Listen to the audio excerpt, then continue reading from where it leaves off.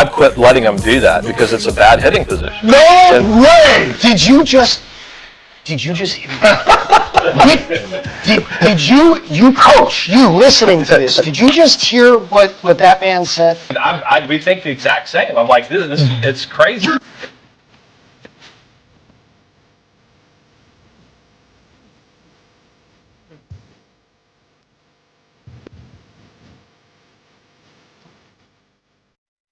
First, thank you so much for taking the time. Of course. This is awesome already, and I know it's going to be even more awesome. So when we had talked about this, and I knew I was going to get the chance to sit and talk hitting with you, which is like my probably favorite thing to do. I've watched a lot of baseball my entire life, and I was very familiar with your career. But I also kind of wanted to do some digging on just you and kind of see more things that I hadn't, heard. So when I was looking, I saw a lot of really interesting things. And there's actually a lot of things that we have very much in common. So one, I read that your mother was a educator and your father was an attorney. That's right. So I moved in with my grandparents when I was a year old with my mom.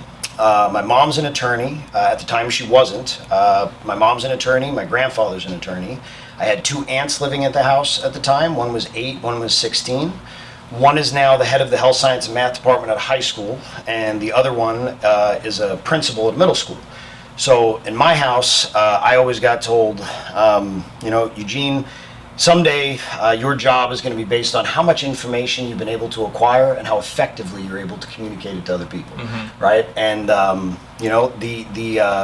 heard you talk about truth, and I thought that was so interesting too, because I talk about that all the time, because too many people are not interested in it. They're interested in 80% correlations, or they're just not interested in seeking truth at all. And I feel like that represents everything about us and what we do. I also saw that you played for the Hayes Larks, right? Was that 1 or 2 summers? Just 1. Okay. So I played for the Broncos for 2 summers. Okay. I also played in the Jayhawks for a little bit. Played against, I was there when Hunter Pence was there. He was with Hayes too, I believe. Do you remember when he got demoted to hitting 8th in the Yankee lineup in the postseason that year?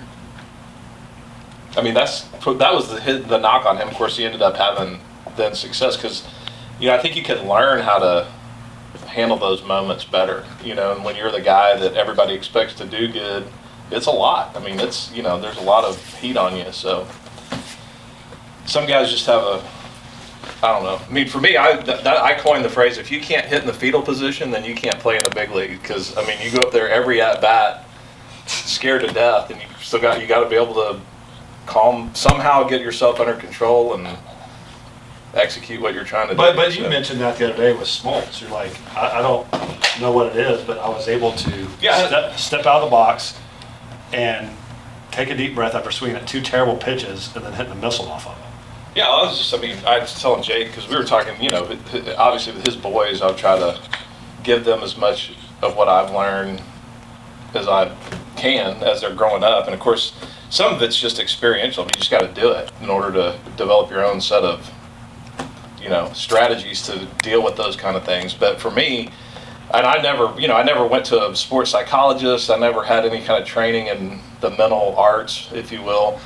But for whatever reason, like I was telling him about this at bat I had against John Smoltz in the playoffs in 2004 in the NLDS. And of course, the Astros, we've never won a playoff series. The Braves have been our nemesis for that whole stretch there in the late 90s when the Astros were really good. It seemed like the Braves always beat them they never won a playoff series, So we're trying to get that monkey off our back, and we've got a real chance, and it's the 9th inning.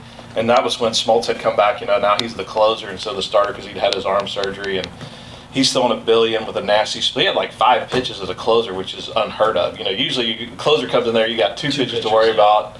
This guy's got like 5 that he can throw. And so he threw me a first pitch, like fastball. And, the situation was, it was the bottom of the 9th inning. We were down a run. There was 1 out, man on first base. So I'm coming up, think fans are going crazy. He throws me a first pitch, like letter high swing through it. I'd have swung at the rosin bag first 2 pitches, if he had thrown it up there.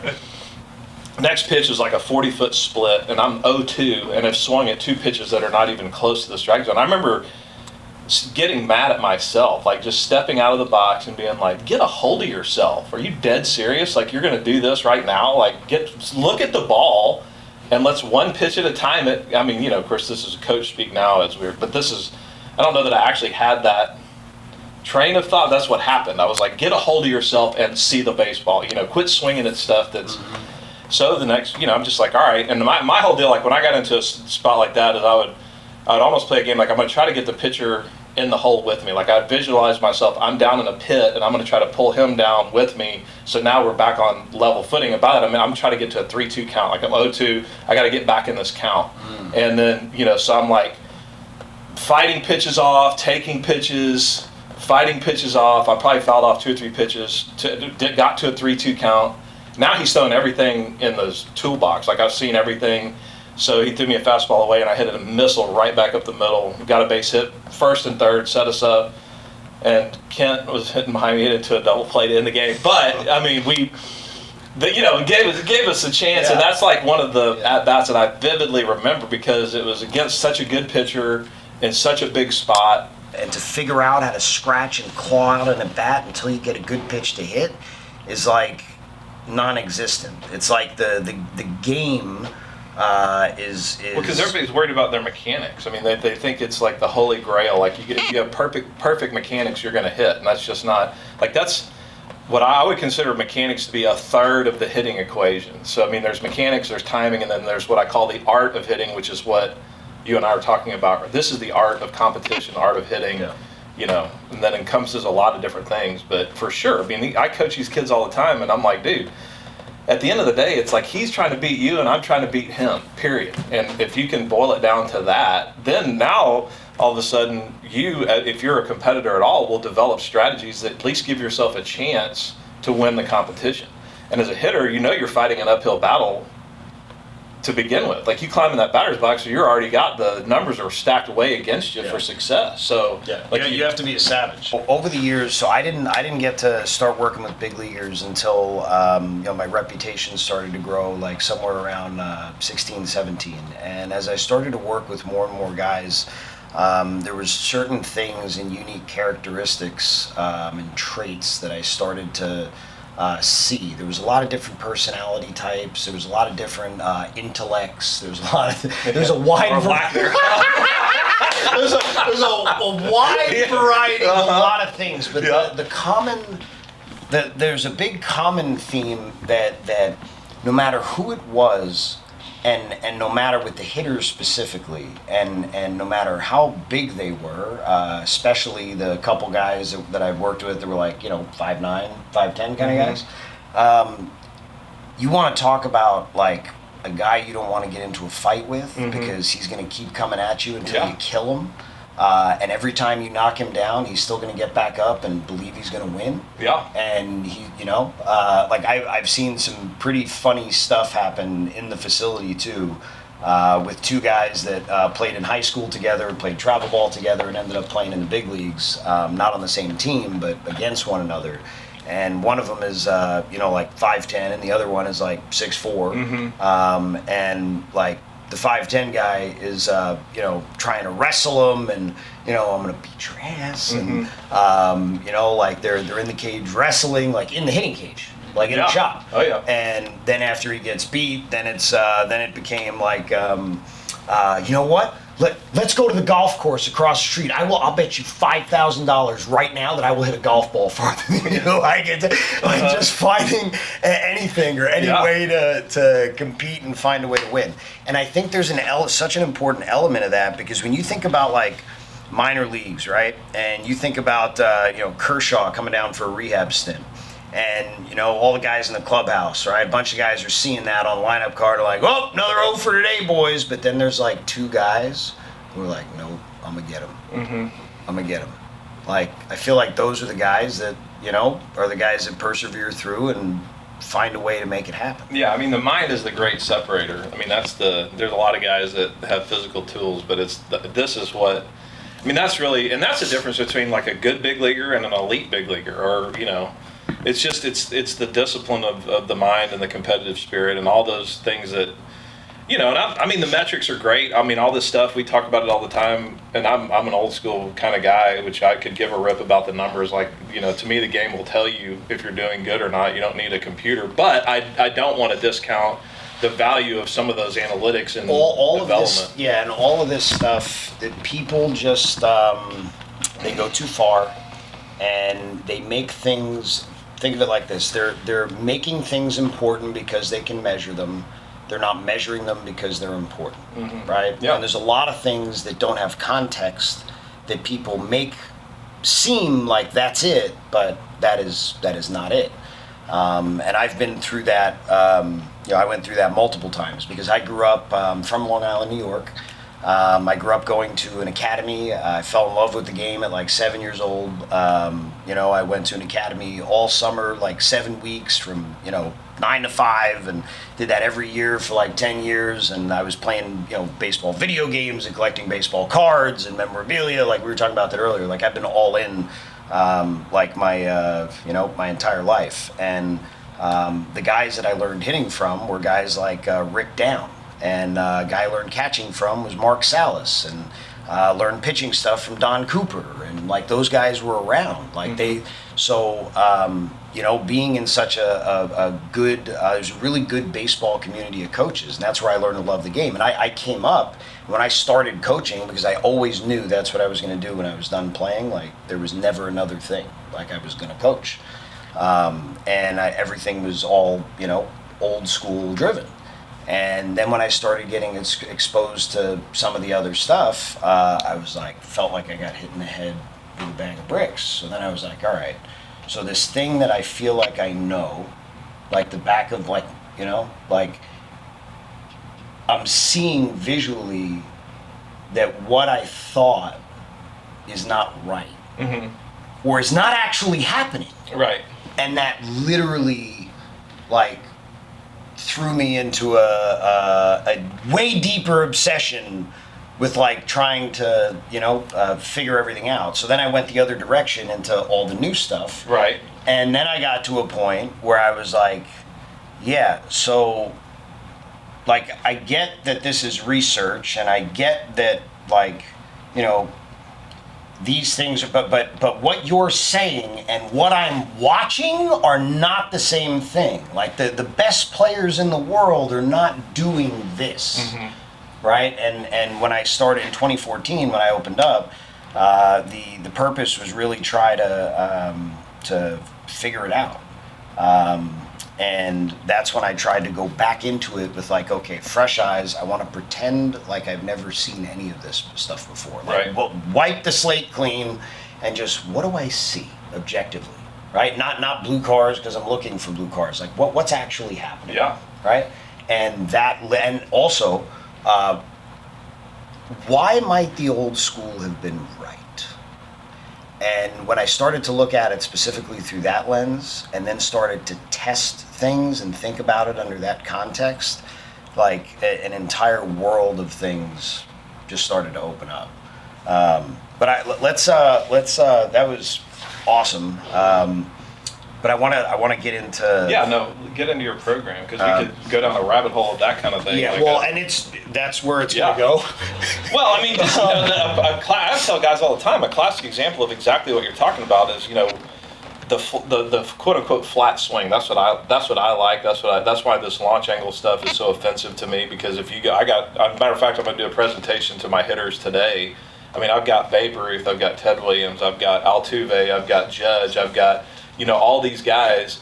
Their barrel is behind the ball, which the reason that we call it flat swing is because if you don't have super slow motion cameras and you're watching somebody swing with a naked eye, It looks flat. It looks flat. Right. But So- now we know we slow it down and you've got your posture, the barrel is working up, but with the naked eye, that's why they call it a flat swing. So here's the thing. So I not only do I agree with you and have data that can support it, but like the reason that people have trouble with some of this stuff is because of the contextual terms. So if you're a coach that tells guys to hit ground balls to second base or a fly ball to right field, that's training with launch angle. Right. Right. So like when it comes to the semantics of it, that's why people have because it literally there's guys that, like, if you think about Freddie Freeman and you think about J.D. Martinez, right? Both good hitters, not just power. They're both good hitters. They hit for high average, they hit for power. If you look at their spray charts, right? Opposite sides of the plate, they're almost identical, okay? J.D. Martinez will tell you that he never wants to hit a ground ball again for the rest of his life, and it changed his life. Freddie Freeman will fight you if you tell him to swing up or that he swings up, because he'll say, no, no, no, I am swinging down. Well, that's feeling real. Difference between feeling. Yes, there's a huge difference, and there's different like when you think about a lot of times like a more vertical swing, which is not something, by the way, that existed all the way throughout the history of the game. Flatter swings are where the game started. The vertical swings have become a thing only in the last, say, 20 years. And it's more like a golf. It's more like a golf swing. And there's a lot of good hitters that do it. And then there's guys like Trout, like his vertical bat angle is actually flat in relation to his spine. Right. So, and that's a really interesting thing, because when you think about people talking about barrel above hands, right? So, and this is why I believe, like, some of this stuff, when I got onto this, it's like, oh my God, like if you look at say Pujols or Trout or A-Rod, right? They'll tell you that they want their barrel above hands. Like, that's what they're trying to do. Like, they're striking with an axe or just up here. Well, if you take the bat up here, and obviously if you look at it on video from the side, all these people that, comment on stuff like that, or coaches, they'll say, yeah, but look at the video, his bat. If you take this, and then you take the guy's body and put it like that, his barrel is above his hands in relation to the angle of his spine. Right. And guess how we all perceive information? Based on the angle of our spine, because that's how we walk around every day. Right? So players, there's a lot of times where their feel is way better than the data that you have, because you're not measuring everything. You're not contextually trying to figure out, why might A-Rod be right, or why might Pujols be right? They probably know a couple of things. Well, yeah, and I like to talk about things in the range of acceptability. Like, and then I would tell guys there's a way I would teach it, and if you can hit standing on your head, then stand on your head and hit. Like, I could give a rip. I want guys to get results, and so if you feel like you're swinging straight up and your barrel looks good to me and you're producing, then that's fine. And there's, I think what happens when guys start to try to analyze swings is you're talking about the best in the world. I mean, these guys have unbelievable brains, they have unbelievable hand-eye, they have unbelievable physical skills. Yeah. And I got some interesting things, though, that we'll end up talking about that might, blow your mind on some of that stuff. Well, I know, but my point is that they have real next level athleticism. You can't get to the point, and so taking little Johnny, who is never going to be at that level, and trying to make him swing like a guy that is going to be at that level, is not giving him. I think that's people that try to teach a swing. But one of the most interesting, this is definitely the most interesting thing. So I ended up getting when we built our facility, I was building this to try to do better than big league baseball teams. I wouldn't have to be very much to do better than. So my goal was to take all of the angles, right? I believe that the people, and I actually had this in here, but people don't search for truth anymore, right? And I talk about this thing I call the sphere of truth, right? So if you're looking into a sphere, from any angle, right? Everything that you're seeing inside of it is an accurate representation of things that exist inside of that sphere. But as soon as you change the angle 5 degrees in any direction, all of a sudden now you're privy to new information. So when we think about player development, or we think about a hitter, or we think about any of it, like, you have all of these pieces of information. You have physical therapy, you have anatomy, you have skill acquisition, you have motor learning, you have biomechanics, you have all these things are all ways to collect information and ways that surround the player. Players in the center. Like, you have to figure out what's actually important for this particular individual. Yeah, and then how can you communicate it in a way they can understand it and apply it? Yes, So, I mean, to me, like, it's just simple. Like, everything, is just as simple as you can make it, because honestly, this is not rocket science. Like, what should happen in a swing is pretty basic, and it's pretty easy to talk about. Executing it's tough, and executing it consistently is tough, but all you gotta do is take any 10 good big league hitters and watch what they do, and they all do the same things in a degree of a range of acceptability. Yes. They all load the bat, the barrel's on the inside of the ball, the barrel's behind the ball a long time, and they stay through it a long time. That's what they do. And some guys stay in the ground with both feet. Some guys, want to shift to the front foot more, but their bodies are in similar positions in the entire process of the swing. And you can start however you want. You got Craig Counsell that starts way up here and wide open, but by the time, I tell guys the way we teach it is the swing doesn't start till your front foot hits the ground. So it's like, I don't care what you do really before your front foot hits the ground. When your front foot hits the ground, that's when the swing starts, and that's when I start looking at where is everything and how does it operate. Where do we teach the swing from, Brooksy? From when the front foot hits the ground. Yeah. So that's where this concept of 20 different ways of doing it probably comes from that. But it's even more so. So you mentioned a specific thing, right? So I would bet you any amount of money that if I showed you a swing from a kid we were working with this last week from Stanford, and I showed you 2 swings, I know which one you're going to like better because I know what coaches are looking for when we think about hands inside the ball. Yeah. But on this one that you're going to like, he was thinking to get around the ball and to be long. And on this one, that's his regular swing that he doesn't hit well with because his hands were...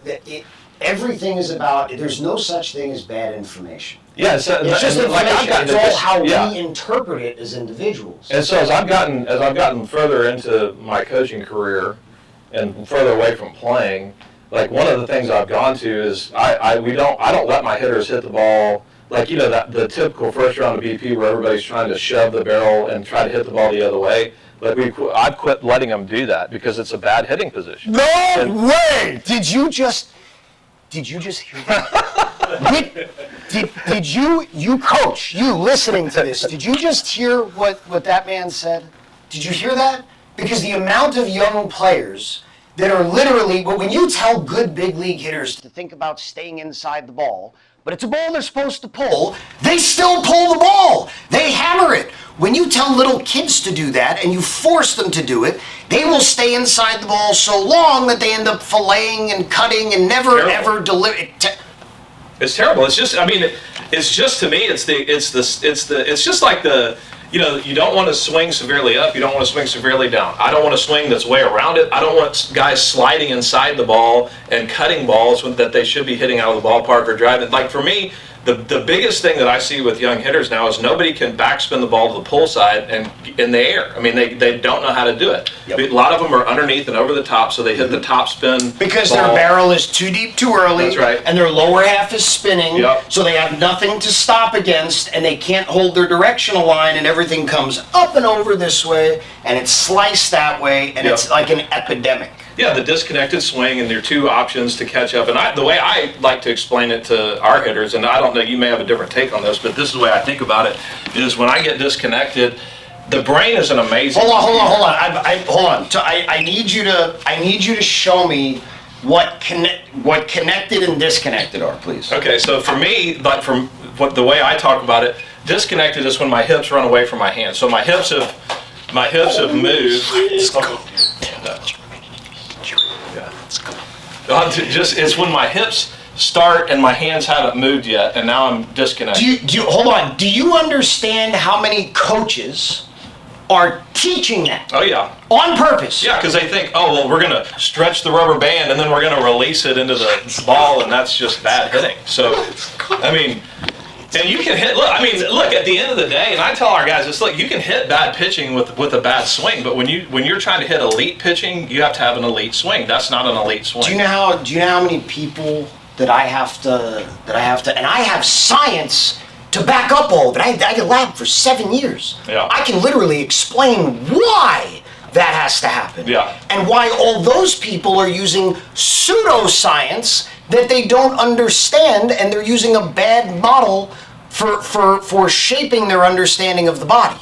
Like you know what I tell everybody? Imagine this. Imagine you take a cable machine and you rack it full of weight and you grab it with your hands and you say, okay, kid, I want you to move this weight as fast as you can this way, but I want you to yank it with your hips. Yeah. Like, are you kidding me? Like, Well, it's just like, I mean, I got a couple different ways that, you know, what you're talking about. I talk about keeping your hips square to the plate as long as you can, you know, in the course of and even if that's not really, I think the super slow motion camera has been the bane of a lot of hitting instruction, because in the kinetic chain, if you break it down, yes, I mean, the hips are going to initiate slightly before, but then the hands have to catch up and pass and lead the swing.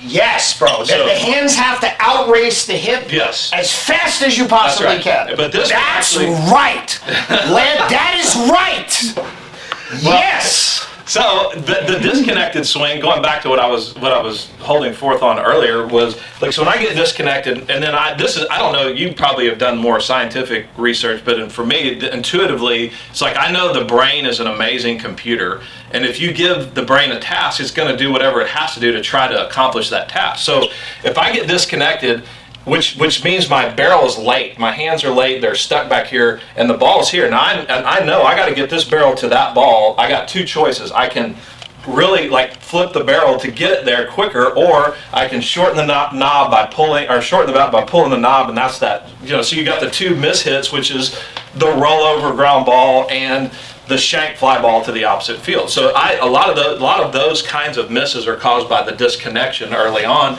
Which also, to me, the whole swing starts with how you load the bat, because if you don't get a good load, and we're getting into more stuff, but I look at it like throwing a baseball. So if I'm going to get in my stance and I give myself a baseball and I'm going to throw it as hard as I can to the back of the cage, I'm going to get a good negative move or a load with my hands, and now my brain's like, you got plenty to generate force. Well, if I have a shot put and I can't separate or load, and I get right here and I got to try to throw it this way, I'm going to push. I'm going to, use my body to force the. So I think a lot of the problems go back to you're not loading correctly, and if you don't load correctly, you're going to have a hard time staying connected. And if you have a hard time staying connected, you're not going to hit. So I'll be honest, I have a different take on why they're bad.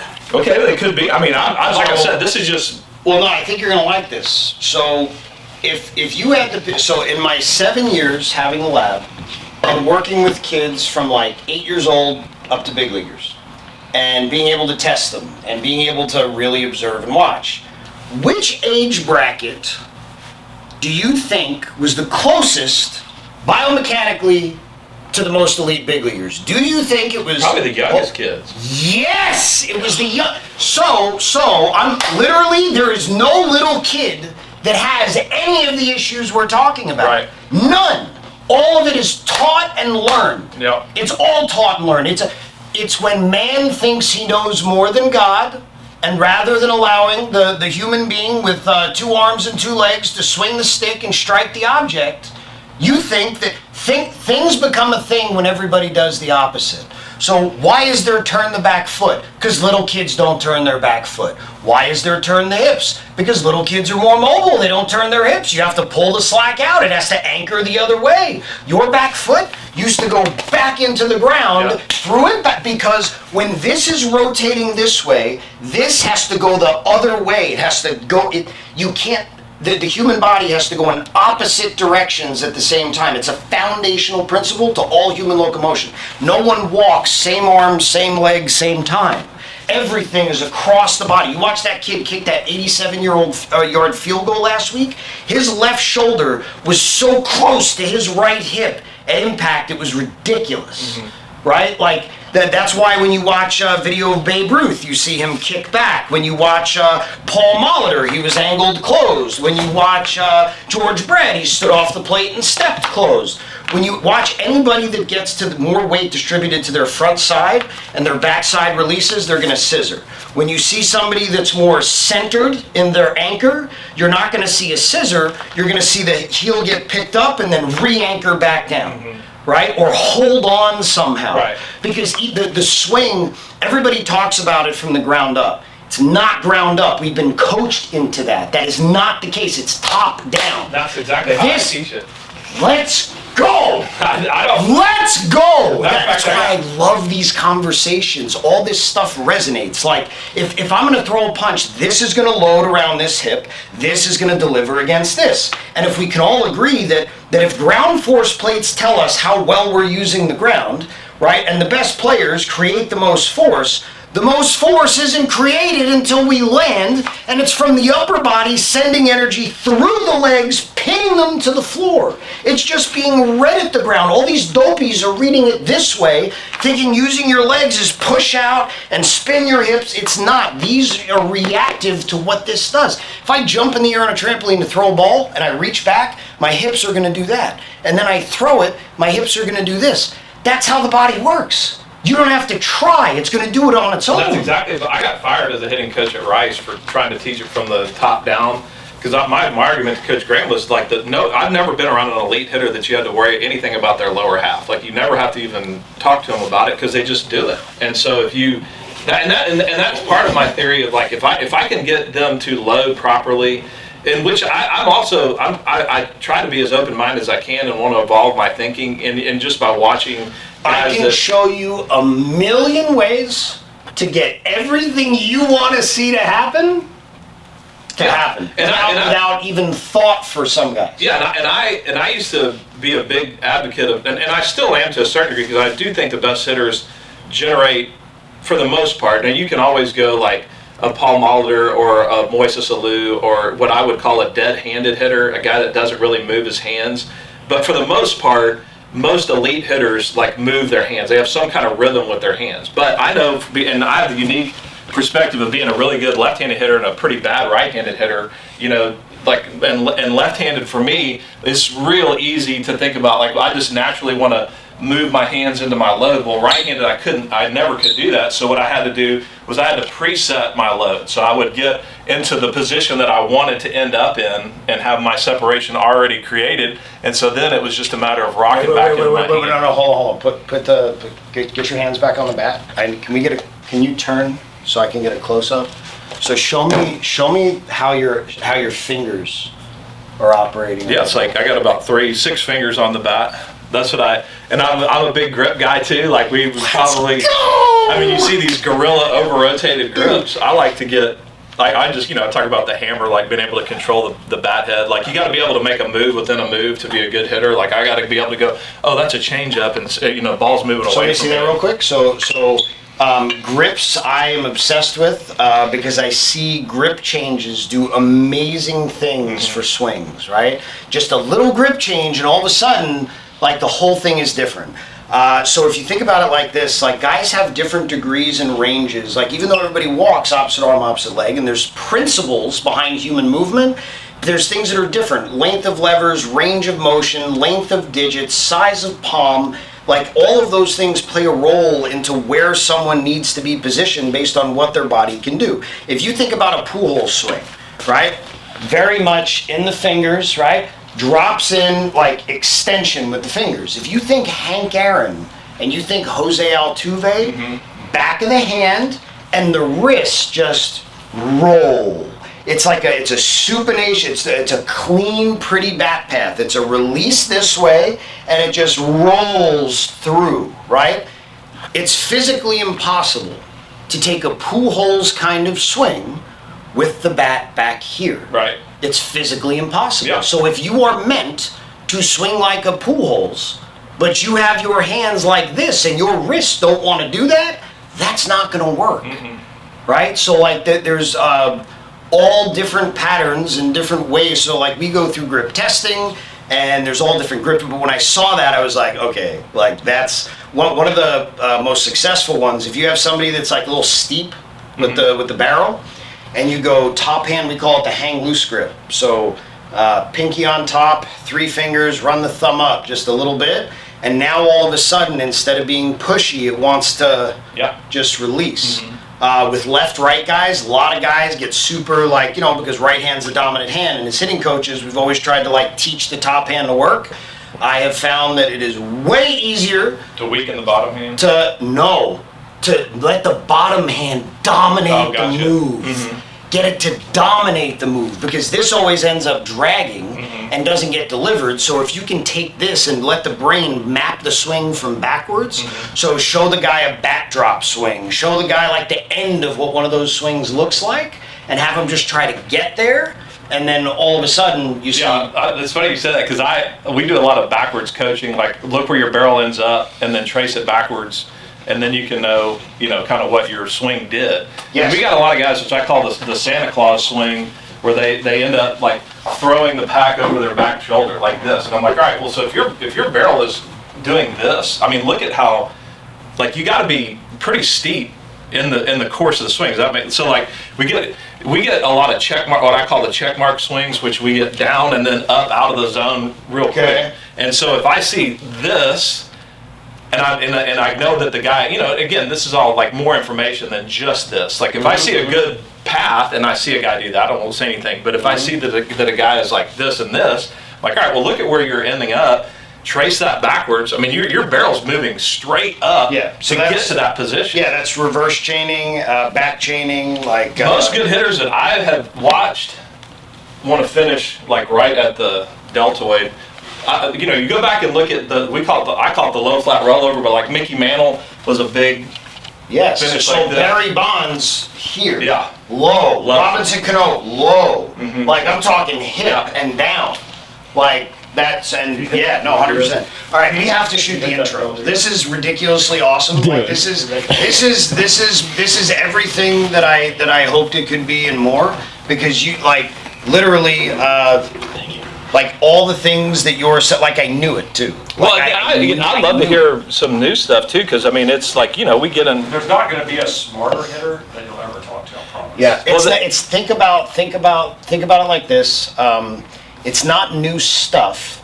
Or a new way of saying it. I don't know. Okay, so I think as educators, right? We're judged based on our ability to reach the person in the back of the room, not the person in the front. And there are kids that it's just very easy for them. You tell them to do something and they can just do it. They can make their body do a bunch of different things. And when they do it one way and they say, nah, I kind of like this, it's like, oh, okay, and they can do it. But there's a lot of guys that are not like that. And there's even a lot of talented guys that are not like that. So it's more about how many ways can we say all of these different things, and how many ways can we get them? The biggest thing is getting them to feel it. Understanding it here is one thing, and is if you can feel it, you can fix it. That's what I tell you. Well, we have to. I got to go back. Like we're touching on so many things that I already have in here. Now I want to go into some career stuff, because I got some really interesting questions for you. So, for a decade, right? You basically put up numbers that are comparable to some of the top 30 hitters in the history of this game. And you were also like a prodigy with the bat. Like you came in college, and your freshman year you set the all-time NCAA doubles record. And then your sophomore year, you like set the home run record. Your first full season in the big leagues, your numbers were incredible. You have the second highest OPS in the history of Major League Baseball by switch hitters, only behind Mickey Mantle. And OPS is now, when people look at it, like that's the stat, right? On Base Plus One, like that's it. And you're in the top 20 hitters of all time in career OPS. That's really cool. So I want you to talk to me about how you learned how to hit. What was made important to you at a young age? Like what stands out? And if anything, specific, what did because I read about your dad a little bit, but what drills did your dad have you do? Just go. Yeah, I mean, I think, my dad, like a lot of, I think, major league players' dads, is an absolute nut job when it comes to baseball and, baseball development. And I don't ever remember a time where we weren't hitting or, talking about hitting, or he threw his arm out throwing BP. But the way he got me started, I have several, kind of like these standout memories of, we went out to a baseball field and he gave me a bat, no ball or anything. He's like, I want you to throw this bat as far as you can throw it. And I did, and he got it and gave it back to me. Do it again, do it again, do it again. So we'd throw the bat, throw the bat, throw the bat, throw the bat. And then, I'm a natural left-handed thrower, right-handed hitter. My natural side is my right side. And again, my dad is like, well, left-handed thrower, limited with where you can play on the field, right-handed hitter, dime a dozen. Like, let me give this kid something to give him a chance. So he made me, from the time I could walk, hit left-handed. So he's like, if he can throw left-handed, I know he can hit left-handed. So I remember like him taking me out in the backyard with my little plastic bat, and I wanted to stand up there right-handed, and he would make me go to the other side of the plate. And then when I first started playing, he made me take one at bat left-handed, one at bat right-handed, no matter the handedness of the pitcher, all the way until I got to high school, basically. And I remember early on, my teammates were like, dude, hit right-handed. You stink left-handed. But he made me stay with it, and eventually the left side, passed my right-handed swing. But just kind of snapshots of that. We spent, I can't tell you how many hours in the batting cage together, and had the dad-son fights. Like he would tell me something and be like, no, like you would get frustrated with each other. And I remember, several sessions where there wouldn't be a word spoken. He's feeding the machine and I'm hitting and getting angry. And he was really big on, which at the time I'm like, that's either he just kind of lucked into it, or it's genius thinking, or what. I don't know how you. But he wanted to pick up the balls in one area. So like if we were hitting a breaking ball machine, let's say, and he and another guy went in on this batting cage deal, which at that time, back in the late 80s, early 90s, that was kind of a novelty to have your own batting cage. Now I think it's more common, but then we had the old A-Tech pitching machine with the rubber dimple, yellow balls, and he would throw me these breaking balls, and he wanted to be able to pick them up without moving. So in other words, I would hit them into the side net and they would drop right straight down, and he wanted them to all be like in a certain circumference. And I guess it was just from the repeatability of your path, like just over and over and over and over and over again, same path, same path, same path. So he was big on that. One of the huge things he would do, and probably the thing that I think is the absolute best thing for a young hitter to do, is hit the tire. Like he got a tire, he hung it up in the backyard, and he was like, I want you to hit this thing 50 swings left-handed, 50 swings right-handed. At first he said every other day, then it became he wanted me to do it every day, then it went to every other day, because he set up a net in the garage, and I hit off the tee. So I'd hit off the tee one day, and then the tire the next, and the tee, then the tire, then the tee, then the tire. And so I remember him coming home from work, and we had this house where my parents' bedroom was upstairs, and he had this balcony that you could walk out and you could easily climb onto the roof. And so he would climb out and sit on the roof and watch me hit the tire, because he had a great view, and he would kind of coach me from the roof, I was like on my swing as I was hitting this tire. And, like the warden. Yeah, like the prison warden. And he would always say, like if I ever would flag in my devotion to my craft, he would be like, oh, I bet old so-and-so. Like he always picked a guy that was just maybe a little bit better than me, or developmentally a little bit further ahead. And he's like, I bet old, so-and-so's hitting his tire today, or I bet old so-and-so's hitting his tee today. Never yelled. Dad's not a yeller. He's very laid back, but he's the master of passive aggressive motivation. And so he. I want when this gets put together, we need to do a separate thing. I want you guys to interview like Nate Webb and Rory, because when it comes to the passive aggressive thing, like they would go to walk out of the shop. Like Nate would come in sometimes, because he had regular practice, and he would come into the shop and he would hit, and then he would try to walk out after like 45 minutes or not go do his workout, and I'd be like, where are you going? He'd be like, well, I was going to go home. I'm like, it's your career.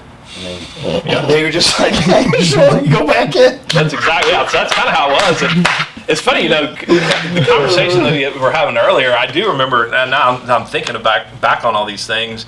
When I was probably about 12 or 13, left-handed, like I could murder the ball away from me, or like everything I hit was like between short and third, or into the left center field gap, as a left-handed hitter. And I remember several sessions where we would go out to the field, and he would put a bucket at second base. He's like, every ball's got to be to the right of this bucket. Like he wanted me to be able to pull the ball, like not just. And I think, like if we were able to talk about it in today's terms, my barrel was dragging, which was a problem kind of my whole career, where I would get to if I was bad left-handed, it was because my barrel would drag. You know, it would be back here and I wasn't getting it in front of me efficiently.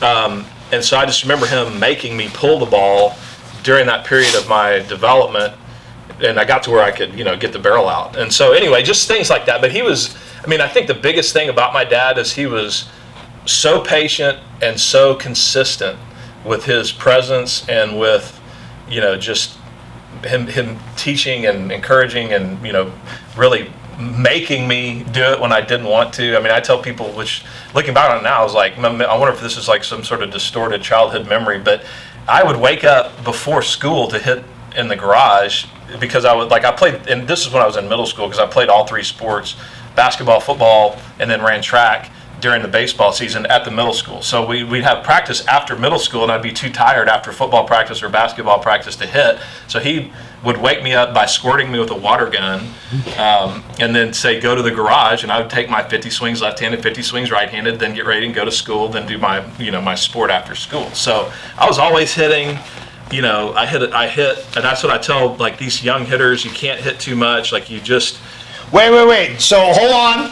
I literally was just writing this down because I was going to ask this question, because I was going to see what Lance had to say and see what his dad would have said.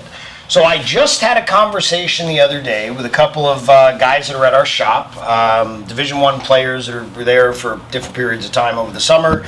And one of the things that gets talked about a lot now in both the collegiate game and the pro game is swing workload management.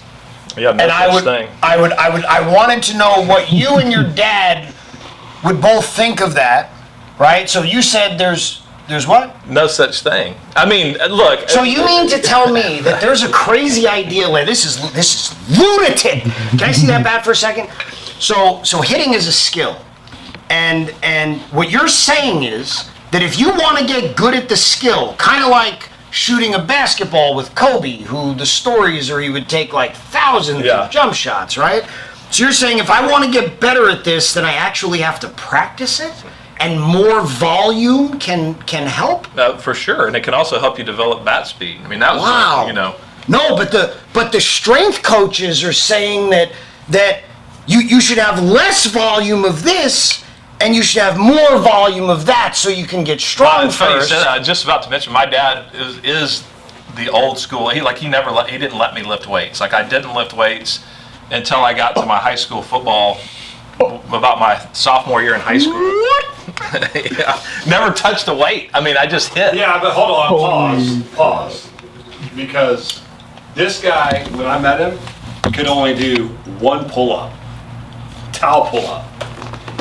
And going into his sophomore year, where he hit almost 400 with 21 jacks, he got obsessed with power cleans. No, I mean, the strength component's real. The towel pull-ups. So his freshman year, though, when he set the NCAA record in doubles, he couldn't even do a pull-up. No, he could hit, but in those 2 years I was with him, how much stronger he got through power cleans and towel pull-ups. All of a sudden he hit 41 home runs. Only Pete Inconvenience hit more. We had good bats. So let me give you. They were hot.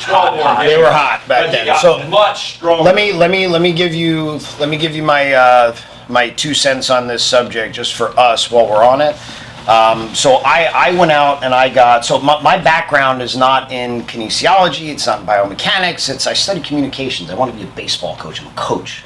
But then I got to a point where I realized that all these people were talking about all these things, so I'd better go learn all of those things, right? And I'd better know it better than all of these people.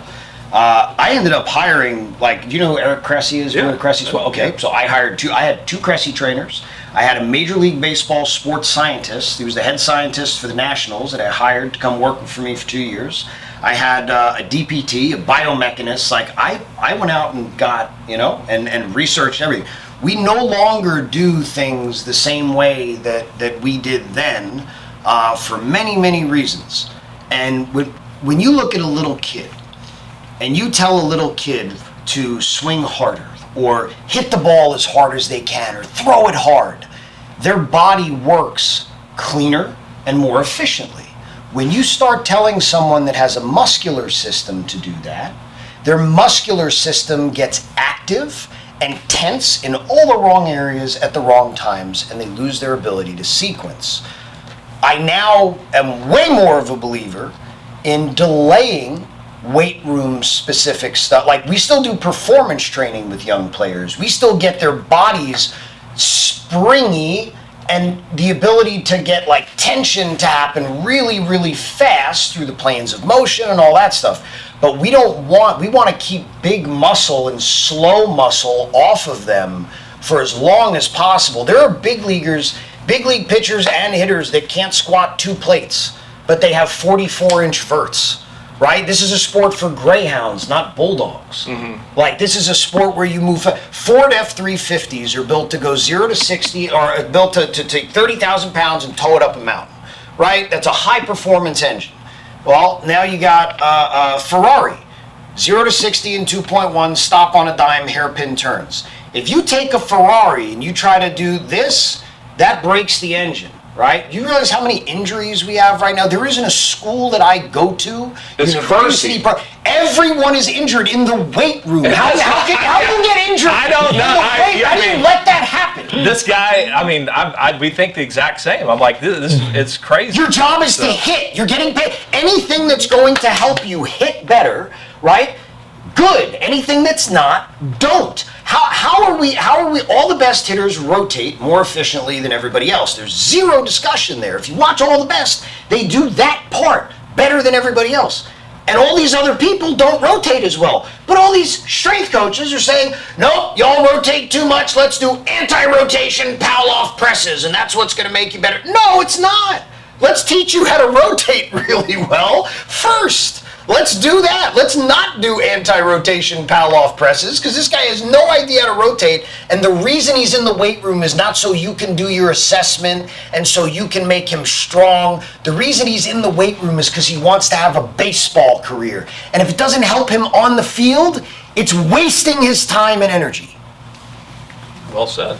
I think the same thing. I mean, so no joke. I mean, that's how I grew up. Like, we just hit, and I hit the tire for strength and hit the tee for accuracy, and then here we are. Wait a second though, but okay, so let me ask you this. So you're telling me that's a crazy thing. You're saying you hit the tee, because there's all these people now, right? You're a great hitter, There's all these people that say that's not game-like enough, and you should never hit off the tee, and you should always hit, and I have a hard time with that. But I'm very curious. Go ahead. Well, I mean, for me, the people that say that tee's not game-like, they're exactly right, but there's nothing you can do in practice that's game-like. Nothing. So the things that I do in practice, I'm training a certain thing. So the tee is not to get game-like reps. The tee is to feel my swing. You mentioned, that's such a big component of being able to. I tell kids all the time, you will always be your own best hitting coach. Like, I don't care who you're learning under. At the end of the day, you have to develop a set of skills that enable you to diagnose and fix your own problems. And sometimes you have to do that in the middle of an at-bat to be a really good hitter. So the biggest problem I have with like video coaching is it never forces them to feel anything, because they take a swing, they run over, they look at the video, and it's like the connection that you're talking about between the head knowledge and what happens in the body. Unless the goal of what you're doing, yeah, like if you say, is to have them look at the video to understand, and then give them an exercise. So when we teach hitting, we don't teach it with the bat. We teach the brain is a wild place. And as soon as you put this thing in people's hands, they don't want to allow themselves to explore. Like, they don't want to feel things the same way. Yeah, and so, I mean, I'm not anti, like, we use video all the time, like, because I like to, because sometimes, especially with these kids today, number one, that's how they learn. They're used to learning that way, by seeing it, and so I'm not anti-video. My point in saying that is the tee is it's a great tool, because you don't really need the video. You get instant feedback. My tee speech, and the very first thing we do with our hitters when they come in the fall is I teach them how to hit off the tee properly, and I teach them the importance of the tee. And the tee, to me, it has several beneficial factors. Number one, it's the slowest speed that the game can be at, and that's how you learn. I mean, you don't, run before you can crawl. So if we can't execute what we're trying to do off a tee, how are we going to do it? Hold on, so I need the coaches to hear you say your opinion on this. So what you're saying then, my interpretation of what you're saying is that you have a kid that can't hit and has a bad swing, and you just stick him on machine velo and hard breaking balls, that's not just all of a sudden going to clean everything up? No, and in fact, I think it will just reinforce bad habits. And we can get into the myelin discussion and how, doing things the wrong way, and you're creating the wrong pathways and all that. But at the end of the day, it's just, it's as simple as saying... So all you coaches out there that are going to all machine and all of that because you think that that's all game-like, it really just absolves you of coaching and knowing anything, and you're just putting it all on the player. That's what's really happening. That's what you kind of like about it. And the truth of the matter is, you just heard like one of the best switch hitters and one of the best hitters ever tell you from personal experience, right? And he's also, if you think the people think they're smart because they have education. Did you hear what he said? He's dropping words like myelinated, right? The dude understands what like myelin sheathing is and memory, and so just take that into consideration. This is not just an athlete that just, dummy that just swings stick. Okay? So just keep listening. Well, so the first thing to me, it's the slowest the game can be. And you also, if you're really trying to work on your mechanics and you're trying to isolate things, you eliminate all the other variables like timing and pitch location. Because, a lot of these guys that do stuff off the moving ball, they miss-hit one and they think, oh, I took a bad swing, but maybe the ball's up and in, maybe the timing was bad, maybe it's down and away. The ball could, these machines, the ball will move really late, almost unrealistically. So there's those factors that you're taking out of the equation. And I tell guys, if you make a bad swing off the tee, it's you. Like, you did something, the ball didn't, it's in the same spot every time. You should be able to hit it the same way every time. Every single same time. Spot, right? The same way. I like to assess off the tee because I feel like that helps me understand what his brain is telling him to do, right? Which translates. If he's working on forcing internal rotation all the time when he's swinging and he loses his length-tension relationship in his backside, and then it doesn't present all the time when he hits in games, but some of the time and a lot more of the time on his failures, I still want to see what he thinks he's supposed to do. I want to see how he thinks he's supposed to move. And then I have a couple of pet sayings, and I tell guys, look, if you're not, the other thing, the tee's not sexy. I mean, there's nothing. It's just like, but I tell guys, if you're not willing to be bored, then you don't want to be a great hitter. Like it's like put the tee right down the middle. I'm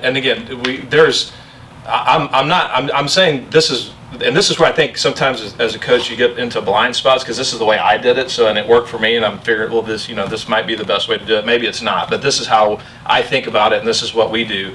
I put the tee right down the middle. I tell them I want the tee even with your front foot. I don't want you contacting the ball like any further back than, like, say, the instep of your front foot. So I make them get the tee situated where it's that way. I'm real big on, like, I know you've probably seen this. The way we start is I take the tee out of the way, and we have a plate right here, and I'm like, all right, get on the plate like you're going to take a normal at-bat. So they get whatever distance they normally stand. So then I put the tee right down the middle, and like about half of our guys will back away from it, to create some space. And I ask them, like, what does that tell you? That means that your barrel's around it, because your brain is telling you, I'm too close to this ball. But I'm like, if that's where you stand during the game and you see that ball's right down the middle, if it feels like it's crowding you, then you have something going on with your swing where your brain's like, I can't hit that. That ball's right down the middle. I mean, you should be able to, like, if I get in my stance and I put that ball right down the middle, that should feel like breakfast. Like I'm. So literally, we the things that people ask us. So like, I had put together. I wrote a book and then I published courses. And we were trying to figure out during COVID, like, what was the next, like, where were we going as a company, because we couldn't even work with players at the time.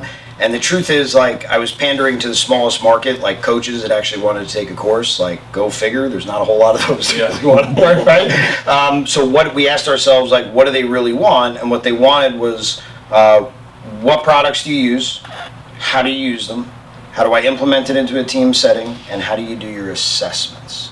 So I had been doing them, and they've evolved a lot over time, but I had like a system for the way that I did it, and I created a mat around it, and literally on the mat there's the inside line of home plate, and there's angles and hash marks, so you can test different things like femur angles, stance angles, distance from the plate. So the big basis for what we do and how we do it is we call contrast training. So a lot of times, because the difference between feel and real is so large, like players, and I'm sure this will resonate with you because you've been around the game for so long, but like if you take a guy and he's used to hitting from his hands right here, right, you tell him to get him all the way back, he's going to put him like right here, right? And then if you get them here, he's going to feel like they're in Guam. And then if you show him a video, it's like, dude, my hands, what is that? I feel like they're like over here, but they're only right here. That's right. Right? So guys get locked into such small patterns, they don't have any ability to actually explore the spectrum, and they really never have. So a lot of them don't know what's good for them because none of us as coaches are like, when you get a guy at Houston Christian, you're not getting a mover that is self-organizing. You're getting a mover that's organizing based on all the years and all the stuff that they've gotten. So assuming that what they're doing is right for them or what they should be doing or is ridiculous because they haven't done a lot of different things. And to get a different result than you've ever had, you have to do something different than you ever have. Yeah. So in these hash marks, we'll have them start out, we're talking real close, because we want them to feel and experience what shitty is. Right? Like, and then we keep moving back, keep moving back, keep moving back, all the way to where they feel and understand what too far is. And when you start testing that with swings, and you're doing it off a tee, you get exit velos, right? You do it in toss, you do it in DP, you get some machine. Now you have a body of work put together to look at, and you can let the player kind of decide. You can give that. It's like you're creating this like I believe in creating this environment for guys to like figure stuff out. Yeah. And like guide the process of them starting to understand who they are as a hitter. Yeah, I like to say we coach every 100th swing. I mean, like meaning we're not going to coach every swing. Like we're going to let them swing. We're going to let them figure, and then you kind of tweak here and there, but. And this is where the nuances of it come in, and this is what makes it fun to be like the full with hitters. Is that sometimes the adjustment, like you look at him like, well, he's not really around it. So if he feels like it's too close to him, then he needs to back off the plate. Like he needs to, you need to stand further away because your body is allowing you to cover more plate. You don't have to be right on top of it. I mean, there's things like the guys that are really heavy pull side, they're moving everything away, so the outside corner feels like it's 100 miles from them, and they want to get like on top of the dish because they're getting this pitch called a strike, and they feel like they can't reach it, but the reason they can't reach it is because their swing's working this way instead of working this way. And then if you get them to where my swing's working this way, now they can back off the plate, and now they can reach the outside corner. So I mean, those are the things that, but we kind of got distracted, and I'll finish my tee thought. So the first thing that we do is we work right down the middle. I put the tee as low as it can go for a couple of reasons, because everybody wants to start with a high tee, but I'm not poo-pooing the high tee. Like there's a place for that. Yes. I look at it as a corrective drill. But for me, and the game's changed a little bit because now you got the forcing fastball at the top of the zone more, but I want to hear why. But I like the low tee for two reasons. One, and one of these is becoming more obsolete, but still, I think pitchers are more comfortable throwing down here. Breaking balls end up down here. Like you're going to have to be able to cover that low thing, the low part of the zone. But the two biggest reasons are, one, it forces you to stay in your legs like the whole swing, so I can't stand up. And then the other one is, like, it's easy. The higher the tee is and the further back it is, the easier it is to produce a backspin line drive without having to use your backside. Like, I can literally just quit and throw my hands and I can hit a line drive on a tee that's this high. If I get that tee down here, now I've really got to work to the ball and stay through it. Okay, so what you just did right there, I bet you anything. I bet this is a feel and real thing, but I bet you anything, if you watch you hit off of a low tee, I bet that turn of the back leg happens less. Probably so. I mean, I would have to remember do it. Remember how we talked about the heel going back down? Like, you Like a Tanner tee, when I say as low as it can go, I mean, it's still above your knees. I mean, it's not like, now we have what I call a midget tee. I don't, you take that out because you can't say midget anymore, but we got the midget tee that we like to use. I love drills. low tees. Yeah. I love super low tees. That's why I was saying that, because when the swing is a top-down thing. Yep. And when we're talking the human body, and we're talking, so like there's three things. If I was going to compartmentalize as a hitting coach, like we can talk about like the body stuff, but if I'm making it just bucketed, right? We need space to be able to move freely, right? We need to be able to get against this hip so we can hold our direction, and we need to be able to stop very, very efficiently, because the swing is not about how far you can go, it's about how fast you can stop, because the kinetic chain works like a whip. When you have a whip, you don't, even though it goes forward first, you don't think about going forward. To send the energy to the tip of the whip, Stop the bottom. you have to pull it back. Yeah. Right? So when I hit, to get my hips to stop first, I have to compress my lower half into the floor. And when it is fully compressed into the floor, the pelvis can stop, and then the trunk can continue.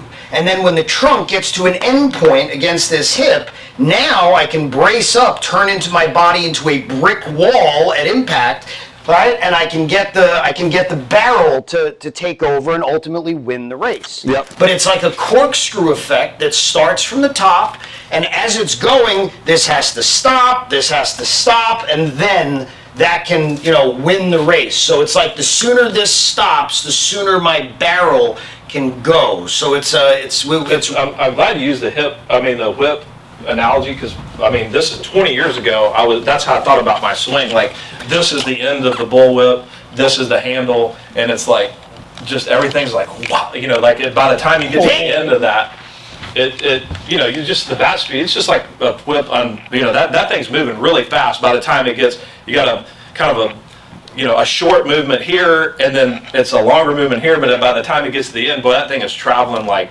fast. So, I used to, that would, one way I would think about my swing is that, like, this is the handle of the bullwhip, the tip of my barrel is the tip of the bullwhip, and it was just, wow. So two of the most effective things that I've ever found to get guys that are really simple, to get them to do it, one's an analogy, the other one's drill.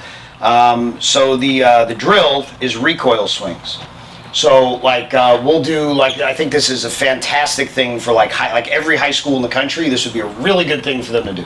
If you get a machine, right, and you get a guy into his landing position, right, and you have someone feed the machine and they drop balls in 1, 2, 3.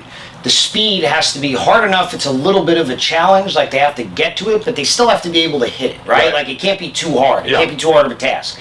But the thought of knowing another ball is coming, right? Them understanding that.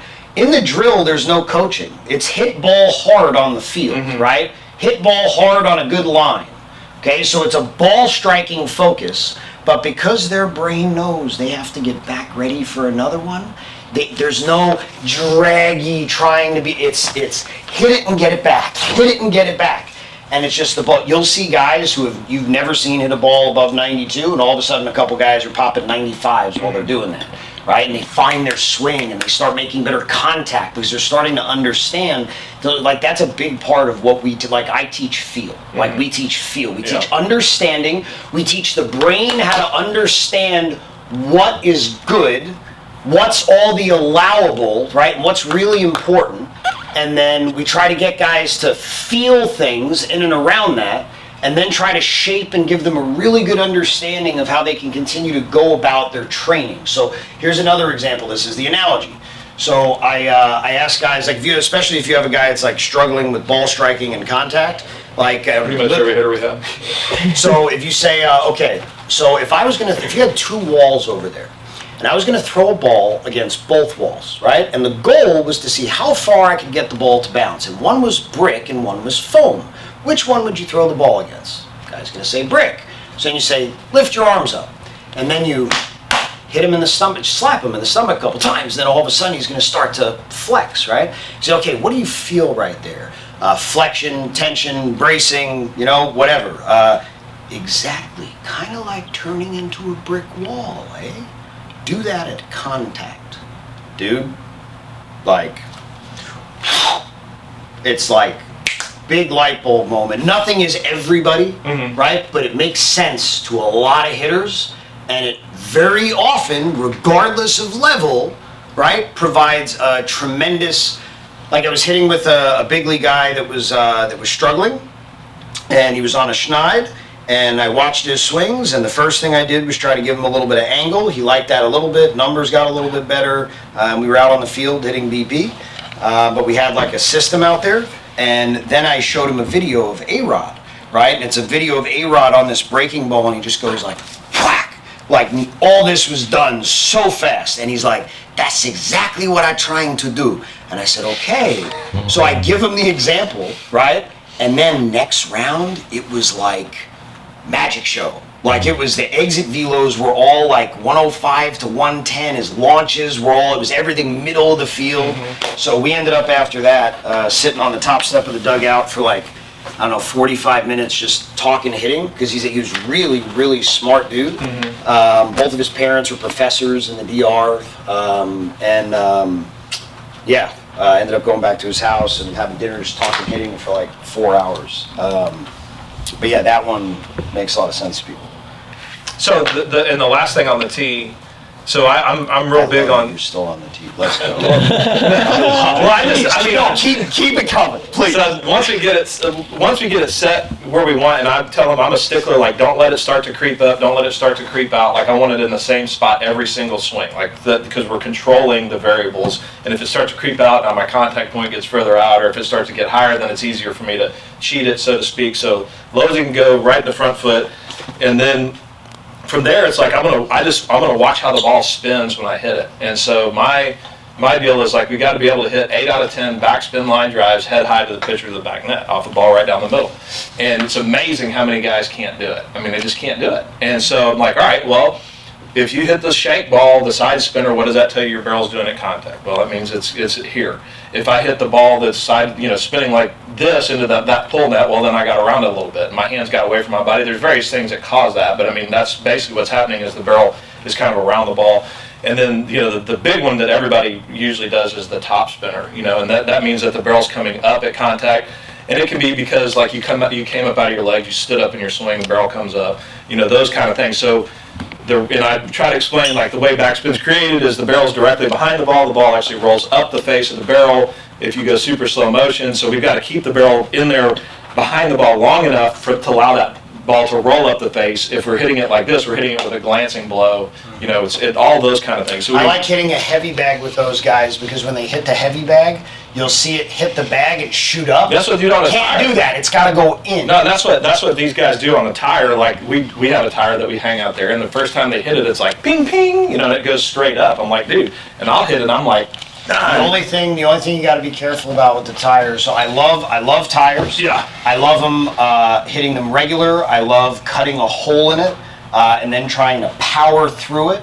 I love hitting basketballs, but there's think about it like there's a couple different deliveries for the wrists and the hands. There are guys who are pronators, which are barrel above hands. Those guys are going to hit the tire incredibly well. It's going to feel fine. They'll crush basketballs. They'll love it. But then there's supinators like Griffey. When you look at Griffey at contact, he's got that cupped wrist, right? There's a lot of guys that they release this way.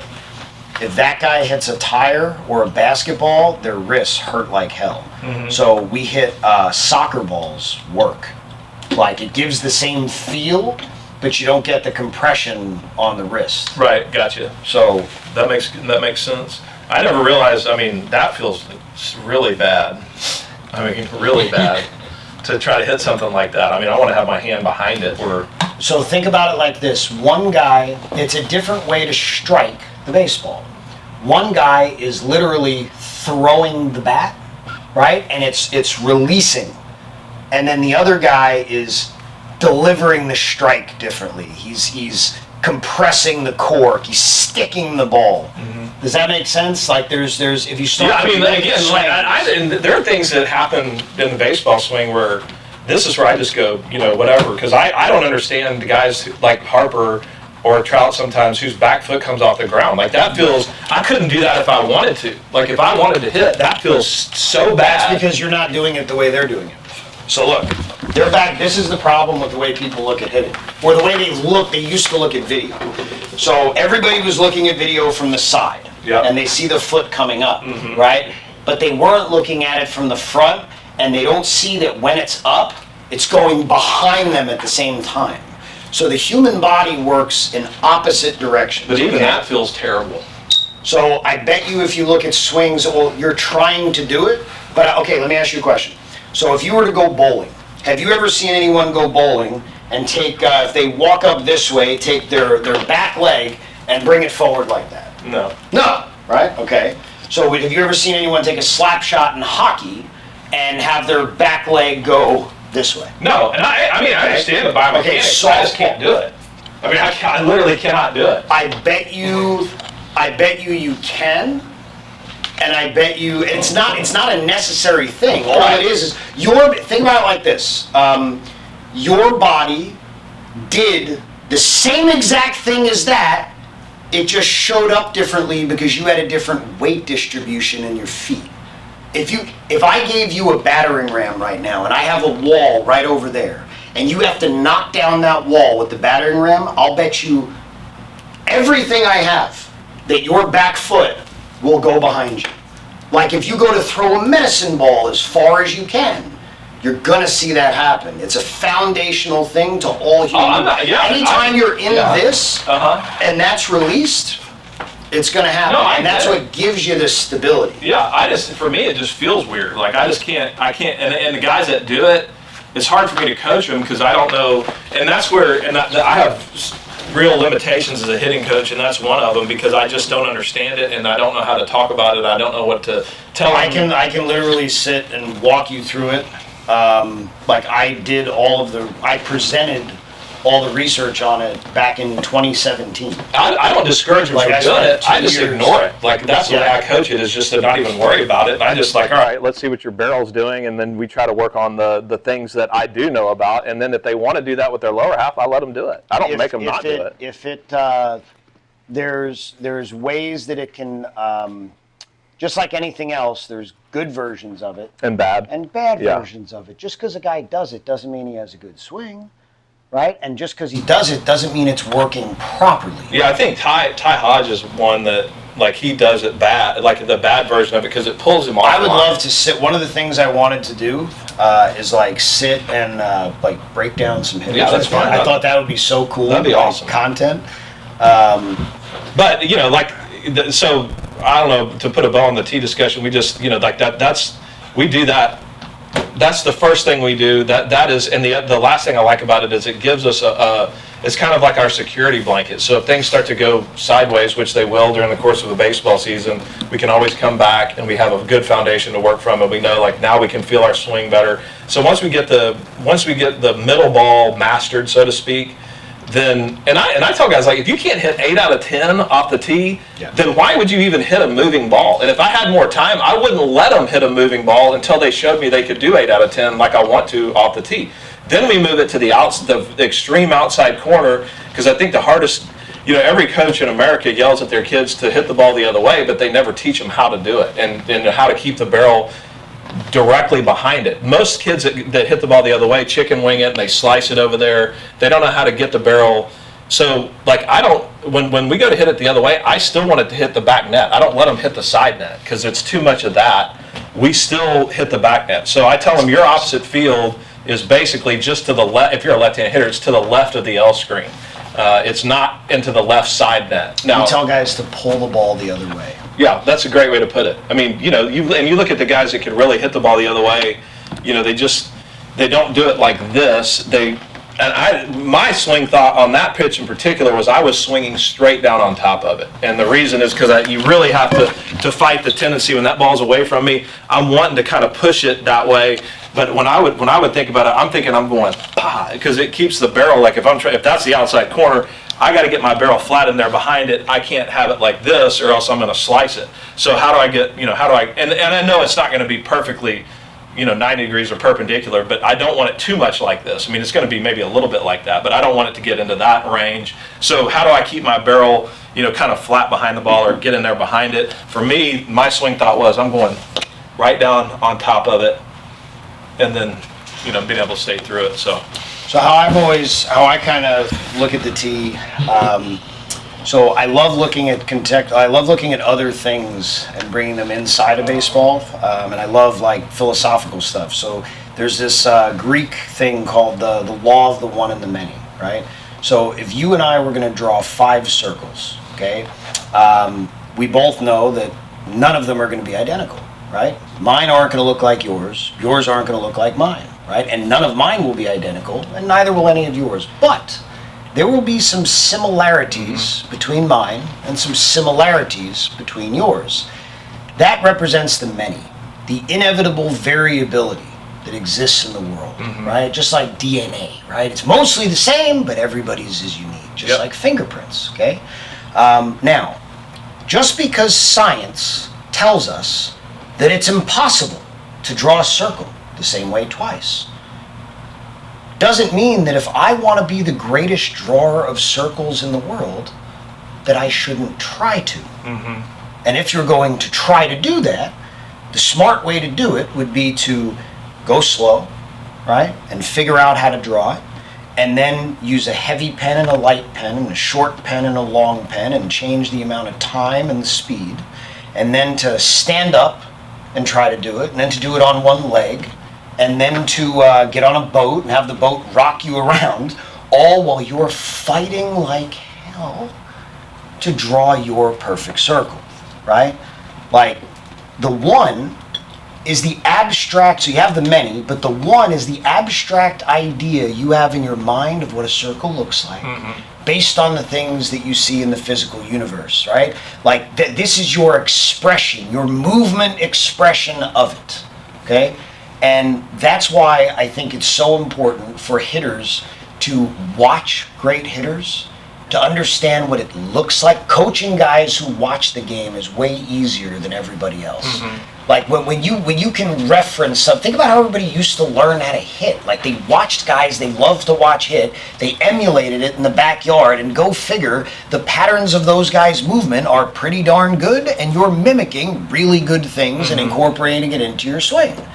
Right? So like, if your brain can visually see it and understand it, then you can map it, right? And then you can figure out how to do it. But the one and the many thing, and when you think about infielders, right? Like nobody says it with infielders. All these same coaches that are saying don't do that are still doing drills with infielders where they're on one knee and working on technique coming through it. And all the best Gold Glove guys, they're doing all that stuff too. It's not just reactive all of the time, right? You need the feel and the understanding of what you're trying to do. Yep.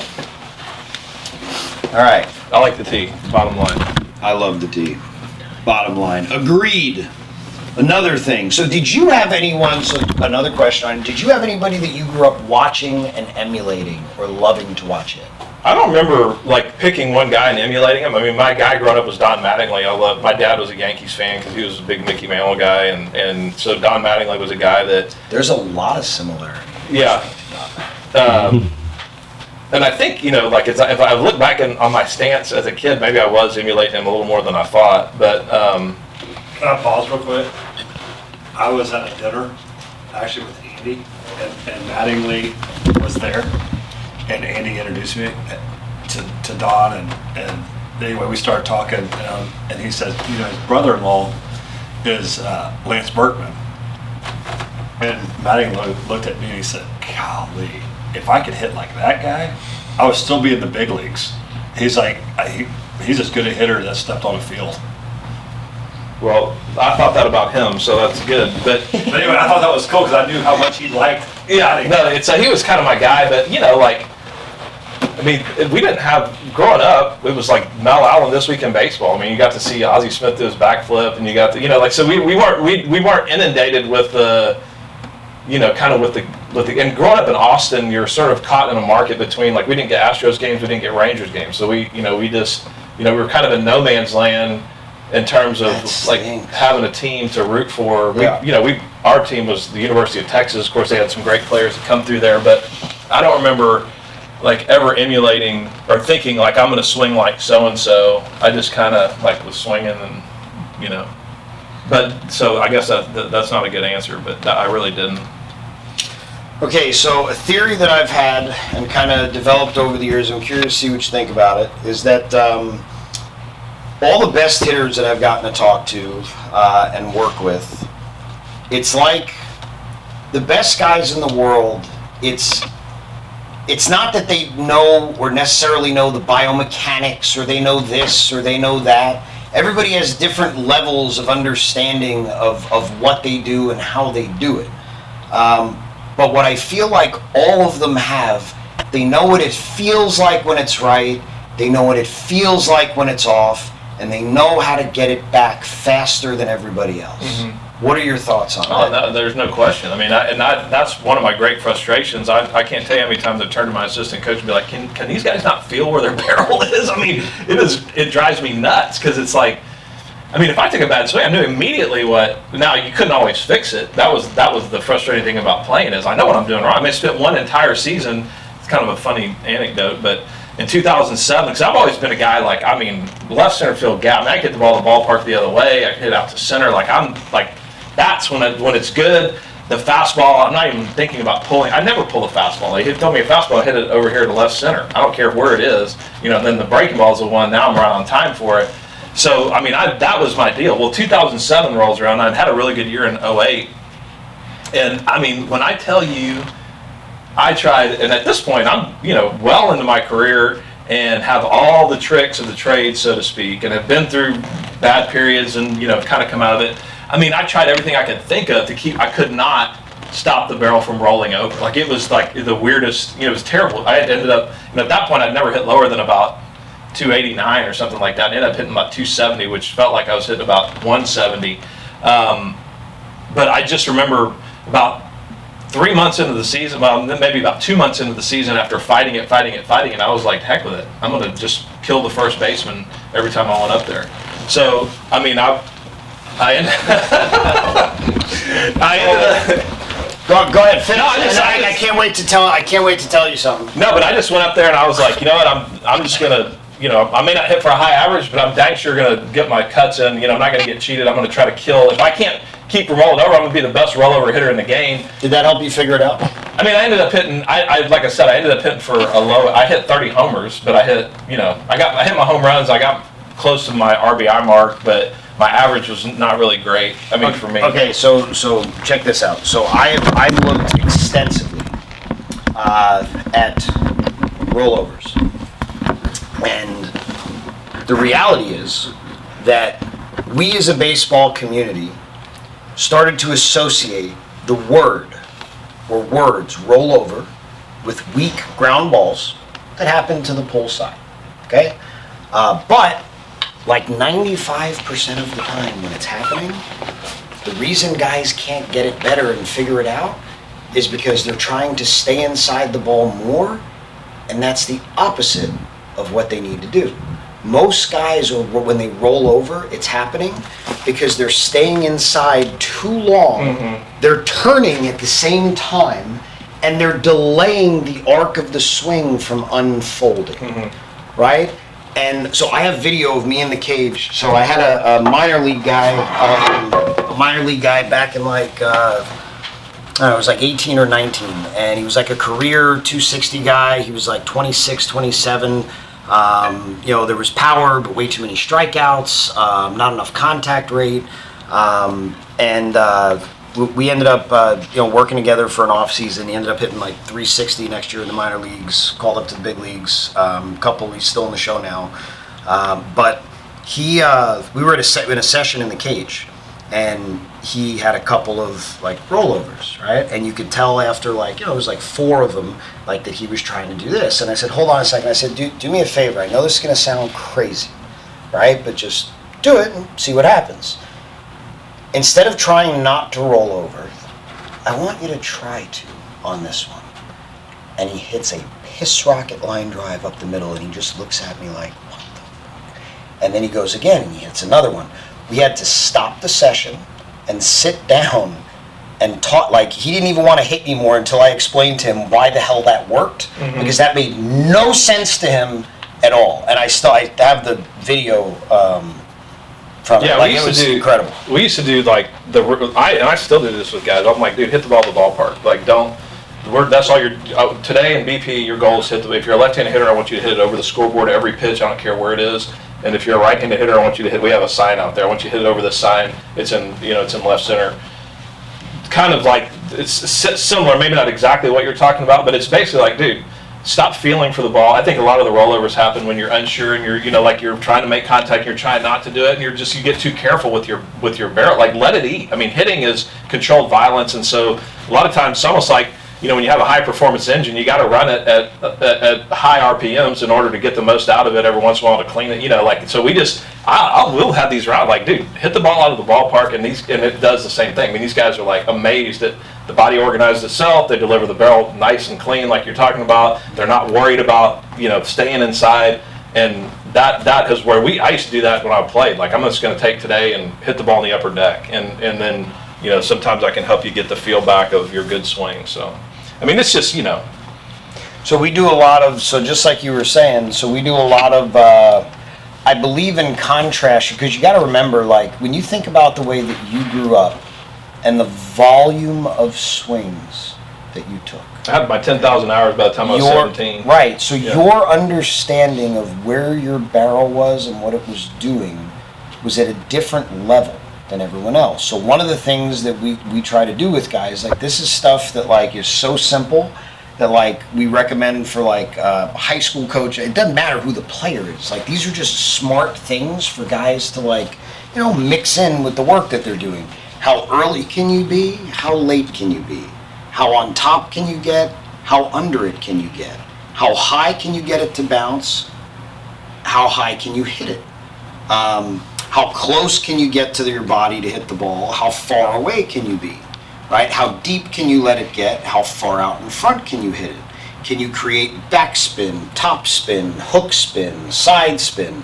Learn to understand the contrast and the angles, and all of a sudden now you start to click on how to actually make it do what you want and the things that it's not doing, and also go through the entire spectrum. So if we're going to try to make it bounce as high as we can, we're coming in hard here. I guarantee on top of the plate, do it. and then we're going to work it out. Yeah. So bounce it here, bounce it there, bounce it there. Now here, now up higher, and I want to pop up. I want a guy to feel and understand exactly what, like, to try to create all these different things, so that way their brain can start to like have an understanding of where I they call are it marrying your brain to your barrel. Yes. I mean, that's we do like the tee work stuff. I do a drill off the tee where I put 5 balls, similar to what you're talking about. Like, we have the tee right down the middle, so the ball positioning doesn't change, and I put a 5-ball string out in front. And now you hit a ball over the top of that ball, over the top of that ball, over the top of that ball, over the top of this ball, over the top of this ball. So from the same place, and they're trying to, feel the different angles and the positions that you're saying. I haven't done. That's a great idea to do the chopper pop up and all the things in between and close and far. But we've done something similar, just to get these kids to kind of feel like, where is your barrel, and they have no idea where it is. No, they have none. And what's crazy is like, left-handed, I can put my barrel wherever I want to. Like, if you threw one at my face, I can get my barrel. Right-handed, I don't have near the feel for my barrel. Like, it's weird. Like, you just kind of, I can't explain it. But left-handed, I feel like I can put my barrel on anything. Well, but you grew up hitting, and you grew up working and putting in work, and right now it's a point in time where nobody wants to work hard, everybody wants to work less. And these kids and parents think that a 30-minute lesson once a week and taking 50 swings in the 30 minutes is going to do it. And I'm sorry, but that's not going to do it. That ain't it. No one great has ever done it once a week for 30 minutes with somebody telling them what to do half of the time. Like, that's not it. That doesn't work. Alone cage time is really important. So important, right? That's why, so when I started my facility, I did it based off of memberships. And I had one price, and everybody could come in every single day, because I didn't want to have to tell a kid to come in more. Like, if I needed to tell a kid I need you to be here more, like, I didn't want that to be like, but you have to pay more money to be here. I wasn't good at running the business. But that was if you want to do it right, there's no way that you can actually make it as a business like that, because you can't charge enough money because of all the hours.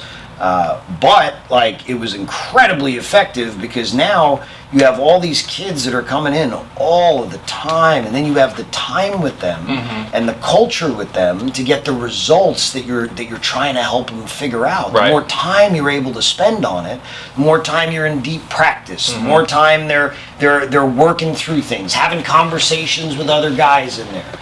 That's how you get to the pot of gold at the end of the rainbow. You need the reps and the understanding, and you need training, but not the way so many people look at it and do it.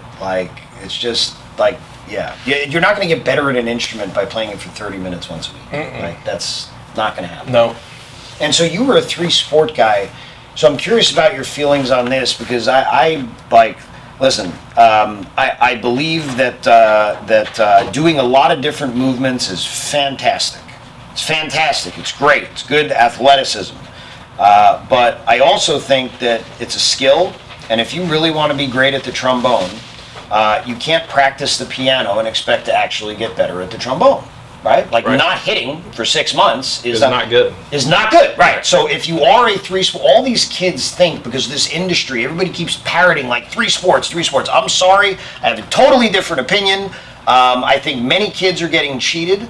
And afterwards, they're looking back on it, and guys are regretting it, because people are telling them that playing the 3 sports is going to help them get to where they want to go. But in reality, they're not doing the other things they need to be doing during those time periods. They're not getting the hitting work in. They're not getting their throwing work in. They're just playing basketball and football for 4 months and expecting that that's going to help them get, because Aaron Judge did it or because somebody else did. I'm sorry.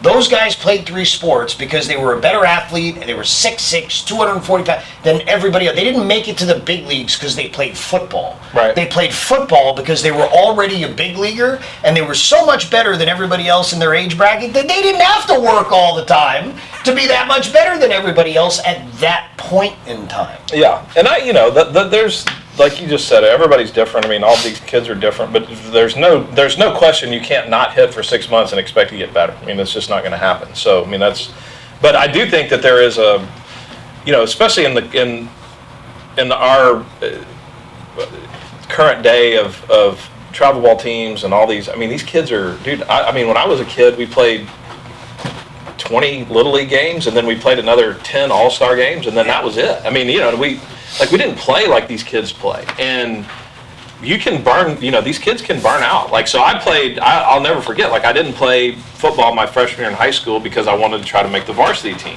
baseball team. So I wanted to be in the off-season baseball program, and at that time they had just started a fall ball type deal where we played some games on weekends and whatnot. And I played, and I played that fall ball, played high school baseball, played summer league baseball. I was on this team. They had travel teams, and so from high school, we didn't have them when we were younger. But so when we got to high school, I was playing basically year round. And I got to the fall of my sophomore year, and I was like, Dad, I do not want to play baseball. I'm done with it. I got burnt out, just sick of it. So I played football, and kind of got. It wasn't 6 months, but it was probably 2 that I didn't do much with baseball, and it really kind of reinvigorated. So having that variety, I think, can be important for a variety of. I love the toughness of football players. Now recruiting these kids, I mean, there's a real toughness, physical toughness that baseball doesn't provide anymore. Used to, but it doesn't anymore. That they get from playing football.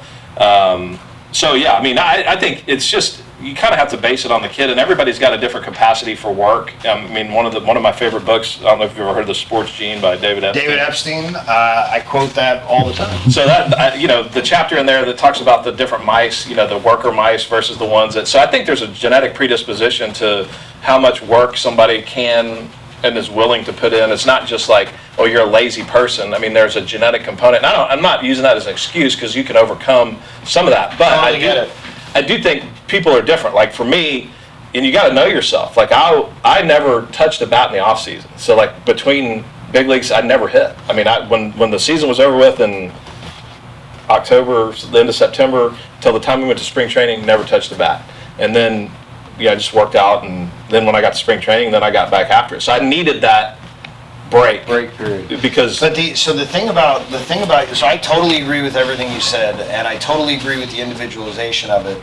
My problem is when people make all these blanket statements, because at the end of the day, as long as the kid is happy with the decision that he makes, right? Like, it shouldn't matter to anybody. Parents are still going to love him. Everybody else should still love. Like, shouldn't have anything to do with that, right? But kids have to be able to make informed decisions. And I think there are kids that are getting duped into thinking that this is going to help them get where they want to go, but in reality, they need 2,000 more swings. yeah, no, And and then they're not. So it's like as long as they can look back and they can be happy with whatever it is that the decisions that they're making, I think that's But there's awesome. but it's one of those deals where it's like it's industry wide. Like in any industry, if you want to be great at something, you have to pay a great price, and that's that's why there's so many average people, because most people are okay with average, and so to be above average or to be exceptional, you have to have exceptional effort, exceptional work ethic,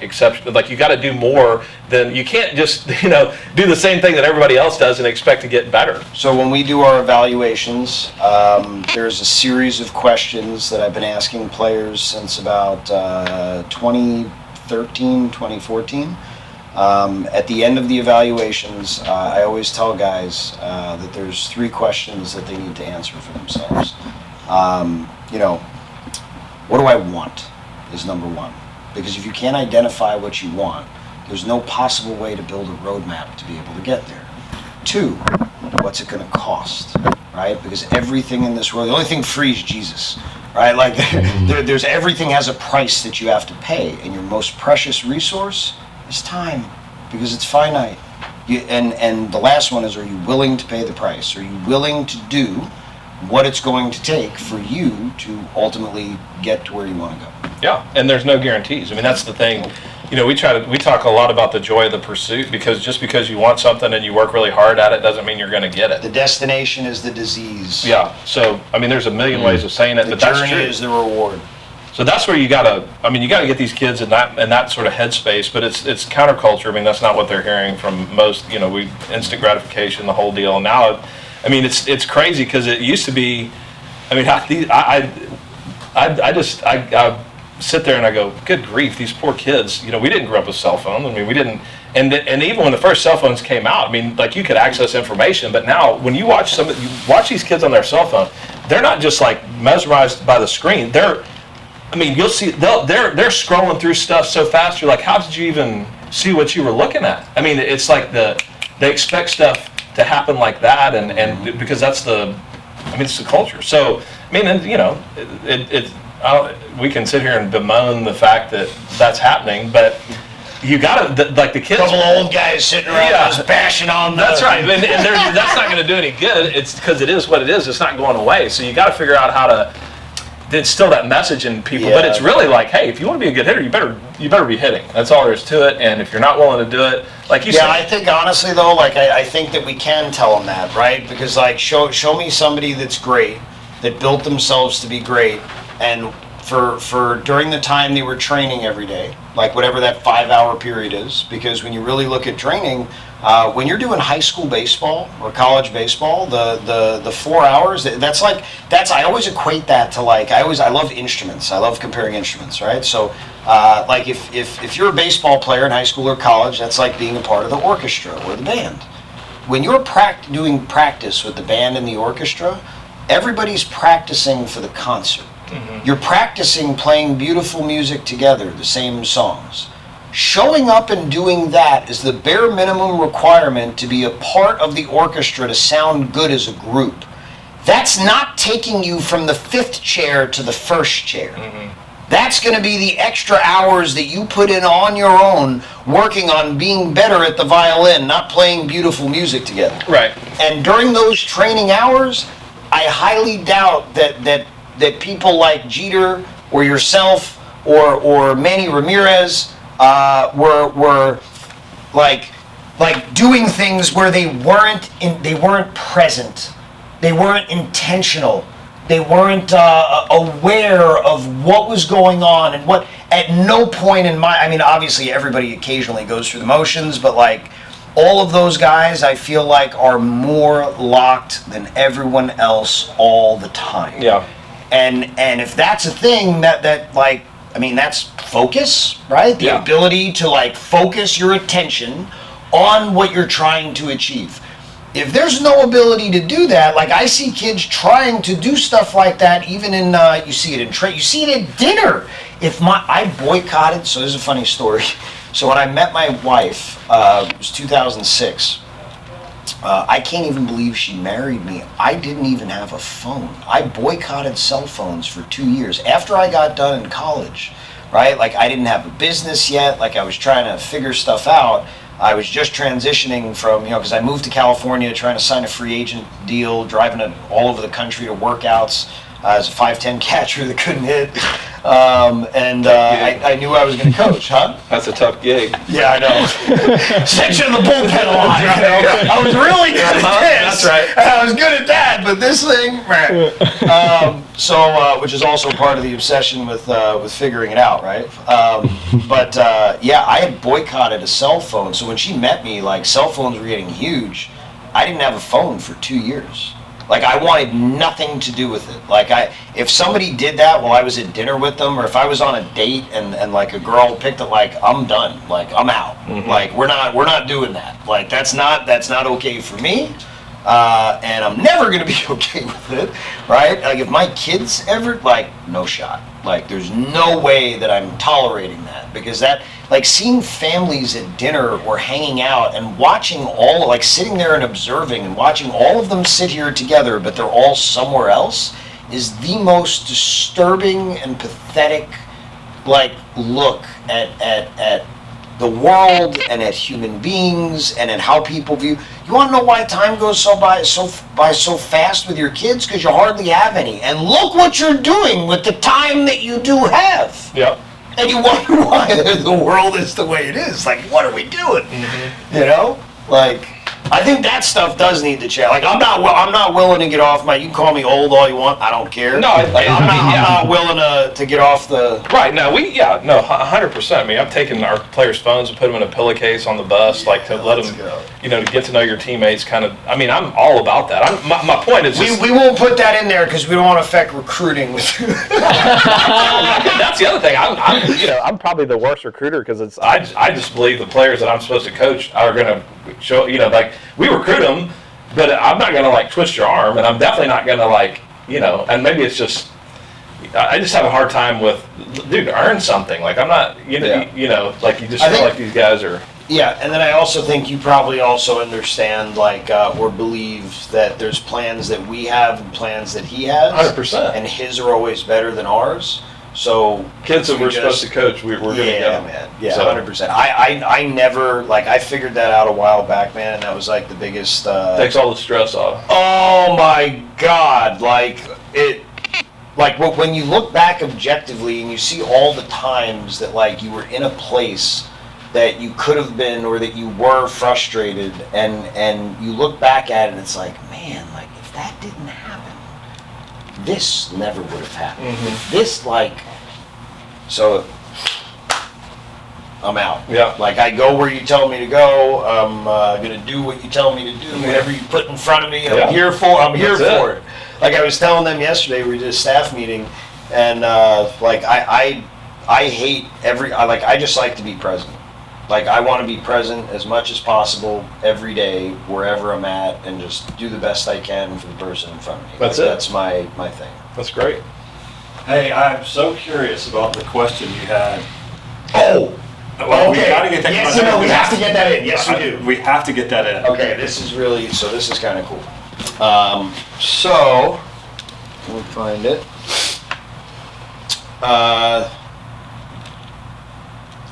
Okay, so we're gonna play. Okay, so here's a different question, and I have some other stuff, but I really want to ask this one. So it's kind of off topic, but like, what was it like being an outspoken Christian in an environment like professional and collegiate baseball? And what advice would you give any young man of faith learning how to handle themselves in the environments they'll be faced with through college and professional baseball?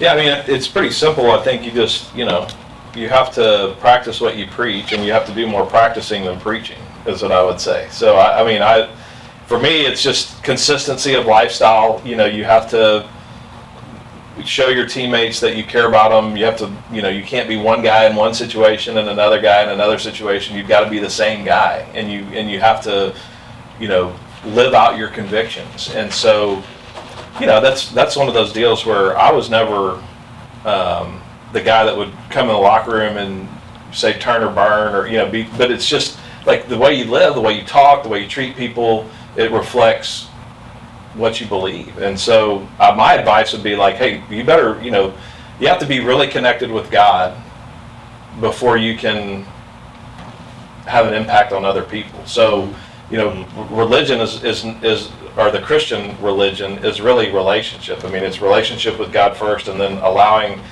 God to live through your life to impact other people. So that is rarely done with words. It's mostly by action and by consistency of your lifestyle, and then you get the opportunity to speak into somebody's life. And so, my ministry philosophy, if you will, on every team that I ever played on was just to be a great teammate, to show by my conduct what I believed and who I was trying to follow. So not that it was done perfectly. There's plenty of times, plenty of things I would have done different if I could go back and do it over again. But I've never had a problem being kind of the odd duck. So it's like I can be a loner. Like I don't care, But I also was really blessed throughout my career with great teammates that were like-minded.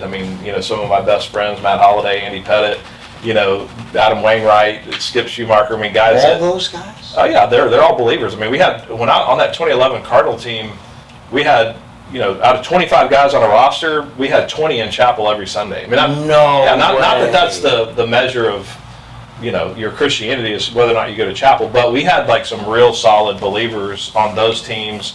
And really, I was really almost never on a team that didn't have at least a handful of really solid guys that you could, there's strength in numbers. So yeah, that's really cool. I heard a quote when I had a mentor that used to say this all the time. Kids won't always say what you say, but they'll always do what you do. Mm-hmm. So like we have to embody. That's one of the biggest reasons. Like I've always pushed myself so hard, and like I literally got 0 sleep last night. Like we had a staff meeting until like 11:30. Went back to the studio that I have at my house. 2 of the guys came over. We prepped for this. Got on a plane. Like I'm on 0 hours. And I always felt like it was really important to, like, how can we tell them to do stuff and to do big things or great things or chase things, or if we're not embodying those things directly in front of them? Like, yeah, lead from the front. Yes, and it it takes what it takes. Yep. Like there are times where you have to do hard things. Yeah. Right? And if I think a lot of people put so many things that are not important first, rather than taking the things that should be or are really important and putting them first. And I'm by no means saying that I have all of that stuff figured out. I just, like I'm okay, like putting myself in the position to not leave it to chance. Like there's no chance that I didn't work hard enough or try to work smart enough, or you know what I mean? Yeah. In everything. Mm-hmm. So no question. Smartest hitter you ever played with? Man, probably Albert. Albert's the best hitter I've ever seen, period. And part of that is he's really smart, and thinks about things in, a great way. But he talk about that though. Expand on that. Well, he just, it seemed like he knew it was coming a lot, because he had done a lot of homework in his research, and he would look for certain pitches. And I feel like I was more of a reactive hitter. I tell guys all the time, like I don't think I ever stepped in the box where I took a pitch on purpose, like where I was, and I'm sure I did, but I'm saying I was never ever in auto take mode. And you see these guys go up there sometimes, and they're like, you can tell they have no intention of swinging. They're taking a pitch. I never did that because I never wanted to give up a good pitch to hit, and I never wanted to give the pitcher strike one. But this guy would go up there and like take 2 or 3 pitches, like auto takes, where you knew he wasn't even, because I can't even really explain. One of the most confused times I ever was trying to talk to him about, we were locker mates in St. Louis. His locker was right next to me, and trying to talk to him about hitting. I mean, it was like I got more confused than anything else. And I was like, why would you think about it like that? I don't.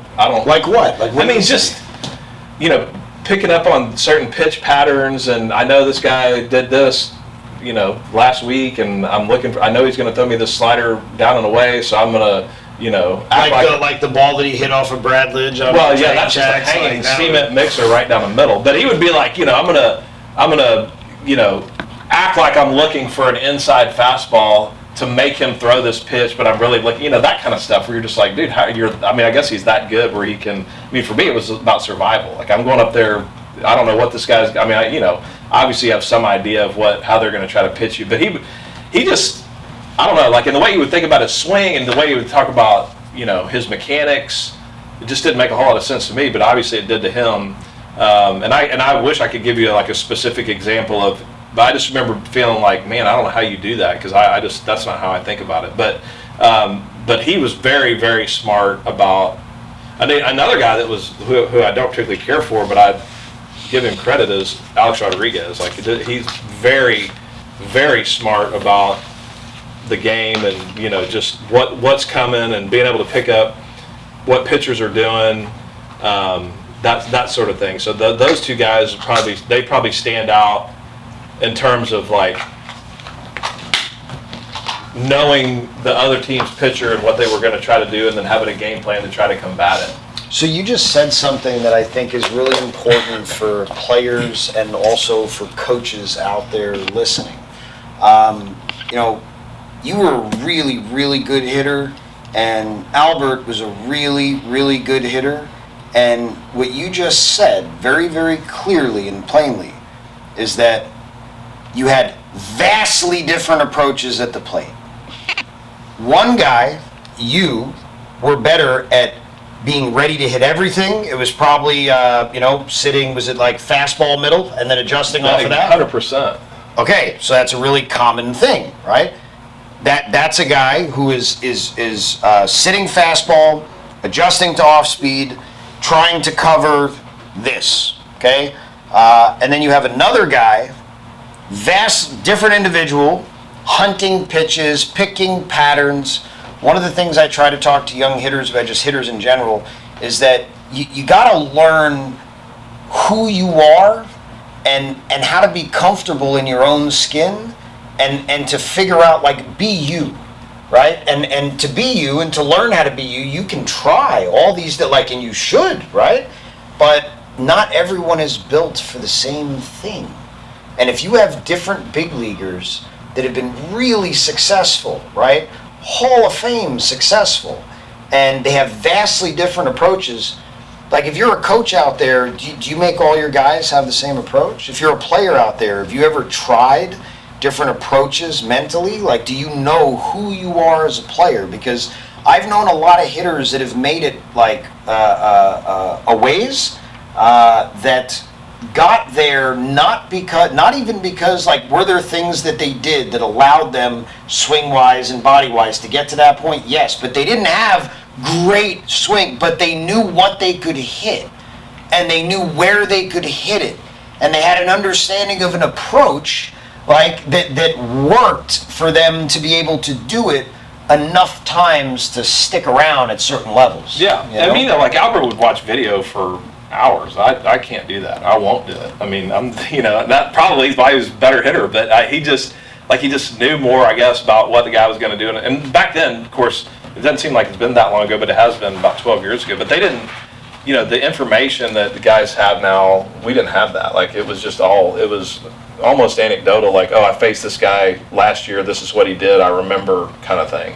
So he was doing all of that? Yeah, way before. Yeah, he would watch video and study video, and my whole deal was like, I don't care what it looks like on the video. That's not what it feels like when you stand in the box. Like, I can't, I don't care. I can watch this guy, but he's got to throw it and again, this might be just not good, but I was like, There's nothing not good. well, I just like if I say white on white, like if the white of the ball is on the white of the plate, I can hit it. Like I got to cover 17 inches white on white. I don't have to look for anything. I don't have to make like I can see it as it's coming in, and if it's away from me, I'm going to hit it here. If it's in, I can make an adjustment with my hands. And not that I didn't hunt pitches at certain times. I mean, I had several big at bats where, like, I hit a 3-run homer off of Roy Halladay in Philadelphia in the first game of the NLDS in 11, and we had just played him like 3 weeks earlier. We faced Roy, and I think I hit a homer off him then too. But he liked to throw cutters in, and so I was like, that's what he's going to do. So the whole first at bat, I mean, and this is where you kind of. Like, this is later in my career, like, you got an idea of what you're doing, and you have these little strategies. So for me, like, if I was going to sit in, and I did this several times, like, the first thing I would do is, like, I'm not moving 1 inch forward. So, like, if I'm going to look for a pitch in and really going to try to get the head out, I'm not going to let myself move even a little bit forward. So I would think, like, I'm going to sit on my back leg, and I would, like, boop, like my hands were, like that was my swing, is what I felt like I was doing. Now, I know that's not exactly what happened, but it was literally. No. I love that. Yeah. Because that's what a lot of guys need. People think that feel and reel are different, and all these people that do biomechanics, they're good at reading data. They've never worked with a player in their entire life. You can talk about all the exactness you want. That doesn't mean that the person's going to do it the way that you're telling them to be exact. Like, you need to have counters to that. Like, there's so many kids that are screwing themselves up because they're not thinking that. Yeah, so I was just like, this is my strat. Like, if he had thrown me 3 sinkers away, I was out. Because, I mean, I'm looking for the ball. Like, I know he's going to throw it in there. And as soon as I see it in that window, I'm dropping my hand straight down on top of it. Hit a 3-run homer. Hit a big homer off of Chris Carpenter. And I used to do, like, this is my favorite way of thinking about anytime there was a double play possibility. I knew the pitcher was going to throw me a sinker away, so I'm diving out there to make sure that I'm not, like, I'm getting this ball, I'm getting under this ball, hitting it in the air, I'm not hitting a ground ball. Like, and I probably hit 50 homers in that scenario where they want a double play, the guy throws a sinker, he's going to throw a sinker down and away. Beat the ball to the spot. Beat the ball to the spot, don't let it be, like, get it in the air. Miss up. Yeah, so that's what so when I say I didn't look for pitches, I did. I had an at bat off of Jose Contreras, but some of it was just like as the game develops, the strategy then comes to you, because it would be like, I mean, I hit a homer off of Trevor Hoffman, a 3-run homer to beat him, because it's just sitting all over the changeup. Like, when I tell you I sold out for the changeup, I mean, if he had thrown literally anything else, I was out. I mean, I was looking for one pitch the entire at bat, and I got it and didn't miss it. And then I hit my first World Series at bat against Jose Contreras. We were playing in Chicago. He struck me, and this is what this to me is like, pitchers are stupid a lot of times, because I came up in the first inning, nobody on, this guy shows me every pitch he's got. Like, he threw me heaters, and his big thing was the split. So he threw me like 3 splits, struck me out. Nobody on base, struck out, good split. You saw everything. Now I've seen it. So the next at bat, I come up, runners on first and second in a big spot. I'm like, I'm sold out for the split. He hit a 2-run double in the right field corner. Because and if I hadn't been looking for it, I wouldn't have hit it. So stuff like that. Like, I would do that kind of stuff, but my general, like, if I just went up there with limited information, I'm looking for a heater right down the middle, and with the belief that if you throw the ball over the white of the plate, I can hit it.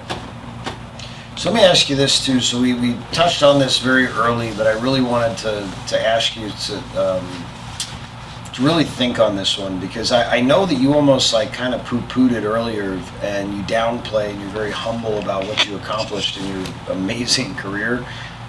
Because, like, there's a lot of guys like me that would have given both testicles to step on a big league field. Like, I would have Crash Davis. So 108, like the name. I was struggling to come up with it for 2 months. Like, my wife says, watch your movies. So I put on Bull Durham.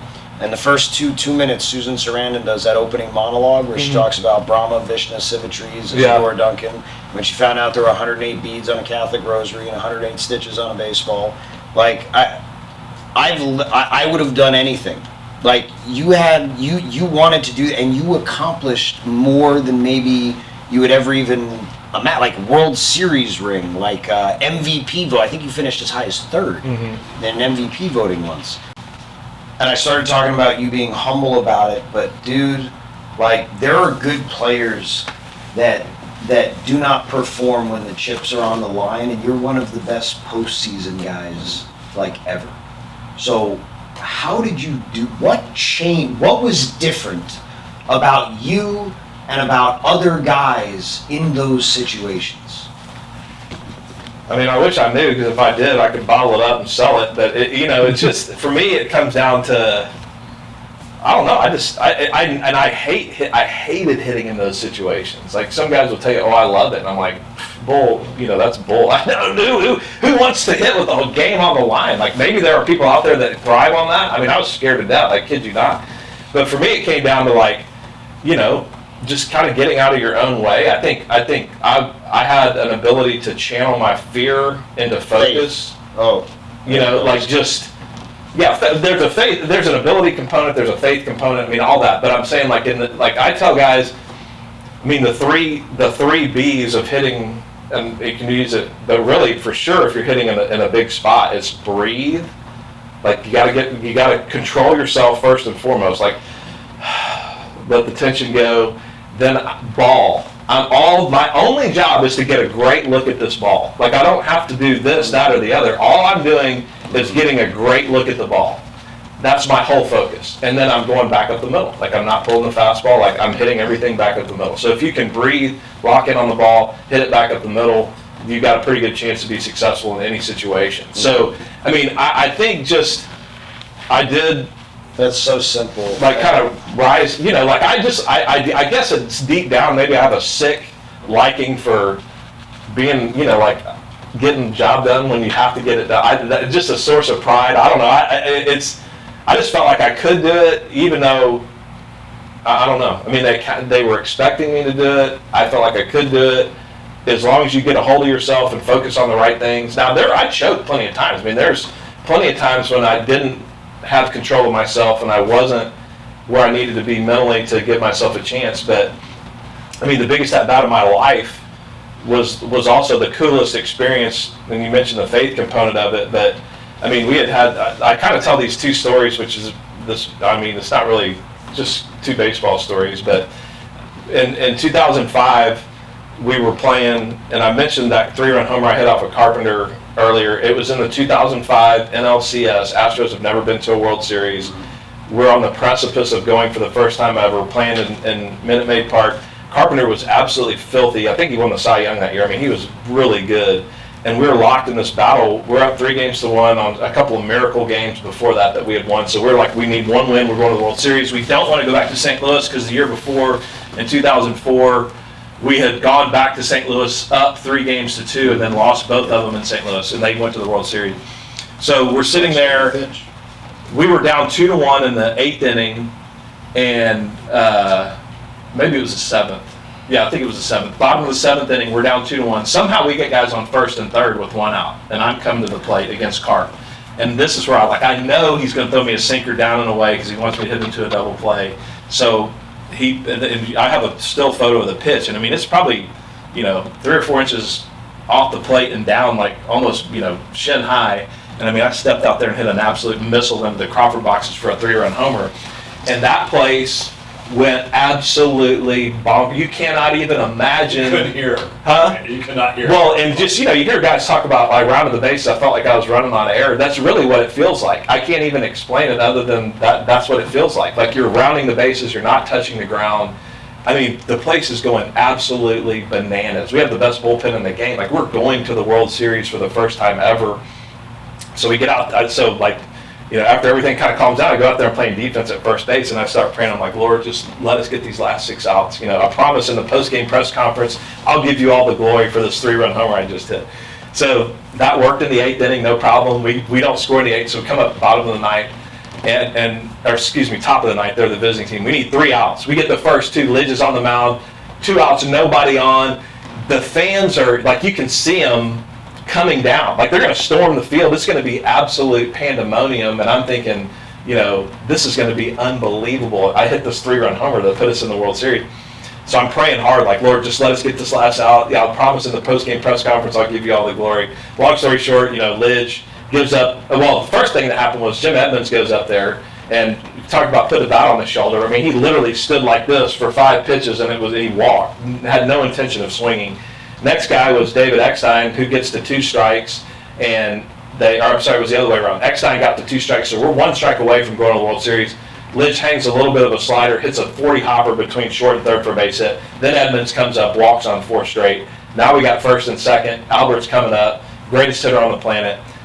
Juan Encarnacion is standing on deck. So we have this mound meeting. Gar runs out there. Phil Garner was our manager. We all come to the mound. He's like, "Oh, what do you want to do here?" Like, dude, just walk this guy. You can't pitch to Albert. We got Juan Encarnacion standing on deck. We got a 2-run lead. Take your chances.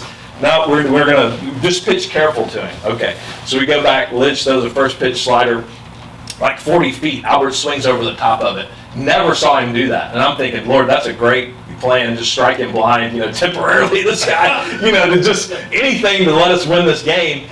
And then he throws the next pitch, hangs that slider, same pitch, but just hung it right in the middle plate. And Pujols hit it 8 miles. I mean, it was just murdered. And that thing went, as soon as he hit it, that place went from as loud as you can possibly imagine to literally, as Albert was rounding first base, I heard his cleats digging into the dirt. I mean, it was deathly silent, and we were all, I can't believe somebody didn't throw up on the field. I mean, that's what it felt like. Yeah. So they win that game, but we go in the locker room after the game, and we're just miserable, obviously. We feel like we've blown our chance. Now we got to go back to St. Louis. They beat us last year. So I'm sitting there in my locker, and we observed the kind of the 15-minute moratorium on any sort of media that you can have going in the clubhouse. And then, so about 15 minutes goes by, and somebody goes up and turns the TV on, and who is giving their post-game press conference, giving God all the glory for his 3-run homer? It was Albert. And I was like, okay, kind of like, God doesn't need me to get glory for himself. Completely selfish prayer, whatever, miserable experience. But learned a lesson. So the reason I tell that story is to kind of as the backdrop for this next story. So in 2011, the next time, we ended up winning Game 6, by the way, as you probably know, in St. Louis, and going to the World Series and got swept by the White Sox. But in 2011, it really did screw us up, though, because we had to start Roy in Game 6, who was our ace. He dominated them. So threw our rotation off. So when we got to the World Series, we were now like 3, 4, 5 instead of being lined up where our pitching would be good. But anyway, that's another story. In 2011, playing for the Cardinals now, I'm on Albert's team, and we're playing the Rangers in the World Series. And we won the first game. We should have won the second game at home. We had at least a 1, if not 2-run lead. Our closer blew the save. You were comeback player of the year that year, yeah. So, and the only reason that happened is because I was so bad the year before. Like, the comeback player of the year award is kind of like a backhanded compliment. Like, you were so terrible last year and you were decent this year, so we're going to give you an award for that. They kind of reward you for being really bad and then good. Well, what it means, at one point you had to have been so good, like. Well, yeah. So anyway, yeah, I did win the comeback player of the year award. But we're in the World Series. We split the first 2 at home. We go to Texas for Game 3, tied 1-1. Albert didn't get a hit in the first 2 games, but he hit 3 homers in Game 3. And I'm talking about like 3 homers. And I think it's Babe Ruth and Reggie Jackson and Albert are like the only 3 guys that ever hit 3 homers in a World Series game. I think maybe Chase Utley did it. I can't remember, but there's not many guys. So Adam Kennedy. Maybe Adam Kennedy, yeah. Mm-hmm. So anyway, it was like from that point forward, you could sense that the Rangers made their strategy. We're not going to let Albert beat us. So the guys that hit behind him in the lineup were going to be in the grease, like we knew it. So it was me and Matt Holliday. Matt, for that whole year, Albert hit 3rd, Matt Holliday hit 4th, I hit 5th. That was our lineup the whole year. When we got to that same game where Albert hit the 3 homers and we won big, Matt just slid back into third base. He got picked off of third, slid back in, jammed his finger. So he was about 50%, wasn't feeling good at all. So we ended up losing the next 2 games. So we were up 2-1, but then they win Game 4 and 5. And so they're up 3-2 as we're going back to St. Louis, and we got to win both of those games to win the World Series or we're going to get beat. So a couple things happened. One, Tony called me into the office and he said, "You're going to hit 4th behind Albert because he's hurt, he's not feeling good." So against right-handed pitching, they had a couple of lefties where he still put another guy, a better right-handed hitter than me behind Albert, but against the righty, I was going to hit fourth. In Game 6, Colby Lewis was the Rangers starter right-handed pitcher, so I knew I was hitting fourth in Game 6. And then we had a rain out between games. So like we actually had 2 days off between the end of Game 5 and the beginning of Game 6 instead of the traditional one travel day. And that's the worst. Like when you're in the postseason, you want to play, you don't want to sit. And we're sitting there and it's raining and it's just like, the nerves, it's out of control. So I start praying and I'm like, Lord, I just knew, it's weird, I just knew that at some point, because they quit pitching to Albert, that I was going to have a big at-bat that was going to impact our season. So I prayed, Lord, if I get into that spot, just let me be able to compete with the ability that you've given me. Don't let the moment be too big. Just let me be able to focus. That was my prayer, literally. And I prayed that for like 2 straight days. And so here we go in Game 6, and you can go back and watch it. It's kind of a crazy game. At first, it looked like 2 Little League teams were playing because there was drop fly balls and errors, and it was kind of back and forth. And we ended up being down 3 runs heading into the 7th inning. And Alan Craig hits a solo homer, kind of like one of those no big deal throwaway kind of home runs. Like it brought us within 2 runs, but they still had command of the game. So going into the 9th inning, we're down by 2 runs. They needed to win to go to, if they win, it's over. They're world champs, and they get down to 1 strike because Albert walked, and then I came up next, and I walked against Feliz, their closer. So we had, or maybe Albert hit a double and I walked. Somehow it ended up being, he was on second, I was on first. David Freese comes up, gets the 2 strikes, hits the triple off the top of the wall. I score, tie the game. So now they've blown that. Now we're right back in it. It's crazy. So we go out for the top of the 10th. Josh Hamilton hits a 2-run homer to put them back up by 2. And we're like, oh, we just came back from 1 2-run deficit in the 9th. Now we got another 2-run deficit in the 10th, which almost never happens in the big leagues. And so we're thinking, I remember standing out there after Hamilton hit the home run, I was playing right field, and I was like, man, this has been an unbelievable series. The Rangers deserve it. They got a great team, kind of going through that deal. And then I looked up at the video board, and I noticed they were like, due up next we were at the spot in our lineup where it was 8, 9, 1, 2, 3. So I was the 6th hitter due up in the bottom of the 10th inning. And I thought, there's a decent chance I won't come up, but if I do, it's going to be to win the game. I mean, I just knew it. And so you talk about, you've heard about people having butterflies. Well, I had pterodactyls. I mean, it was like, I knew that something, sure enough, we start that inning off, and, John Jay gets a base hit, or maybe it was Daniel Descalso. We had 2 lefties in a row that base hit. One was like a little bleeder. The other was a legit base hit. First and second, nobody out. We bunt him up to second and third. They pinch hit Kyle Loesch to bunt him up, and he did. And then Ryan Theriot was hitting second. He hit a grounder to third, and Adrian Beltre could have thrown home to cut the run down, but he decided to take the out at first base, so that got us within a run. And now there's 2 outs, and Albert's coming to the plate. And before he can even get the donut off his bat, they're calling for an intentional walk, which means that I am now, the guy. And so I go out there on the on-deck circle, and man, you talk about nerves. I mean, it was like there's 55,000 people, runner on first and second, 2 outs, bottom of the 10th, down by a run, and it was like, oh my gosh, So, but the crazy thing is, I mean, as soon as I took the donut off my bat, and as soon as I stepped towards home plate, it was like, I mean, I'm talking about there was no thought. I mean, there was no emotion. There was no. I mean, you talk about Clear the mechanism. You've seen For Love of the Game? Yeah. It's like everything just zones out. That's exactly what happened. And I stepped to that plate, and I just remember thinking, all right, let's go. Like whatever happens, let's go. And so he threw me like a first pitch curveball, and I took I think it was a cutter actually. I just took an enormous swing. I was like, I'm in a 3-run homer, but I was so like not caring, like almost weird, and just like let's let it happen. And then I get into the moment, and it's just that bat, like you're taking a pitch here and there. I get to 2 strikes, and there was no fear. It was just calm and focus. And it's crazy because we got the DVD set or whatever, they gave it to us, and like I can see it when I'm walking to the plate. I can see it in my own face, and I remember what I felt like.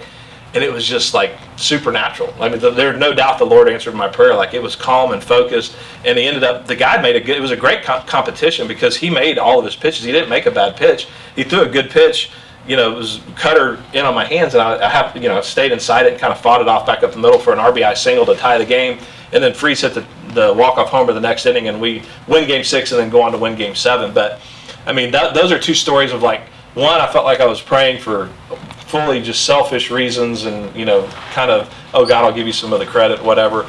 The next prayer was really from the heart, like, Lord, just please let me survive this. Let me compete with the ability that you've given me, and don't let me be overwhelmed by the moment. And I would like to think that if I'd struck out or if I didn't get the result, that I would be okay with it, but it sure is better that it ended up the way it did, because it's a cool story. And, there's nothing like winning a World Series. I mean, nothing that even comes close as far athletically.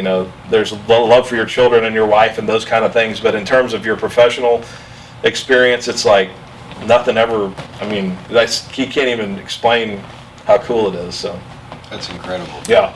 So I'm curious, since you played with Albert, and then you told the story earlier. Like, I still remember where I was. Like, I watched every pitch of both of the games that you're talking about. Mm-hmm. Like, I remember them in my head.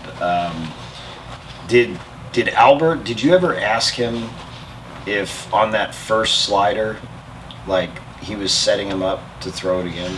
See, no, I don't think so, because I had this conversation literally like 2 days ago, not about this particular thing, but somebody asked me, did you ever set a pitcher up? And I was like, well, it happens, and like you played enough to know, like it happens too fast. Like, there's no conscious thought. Hitting is a total reaction.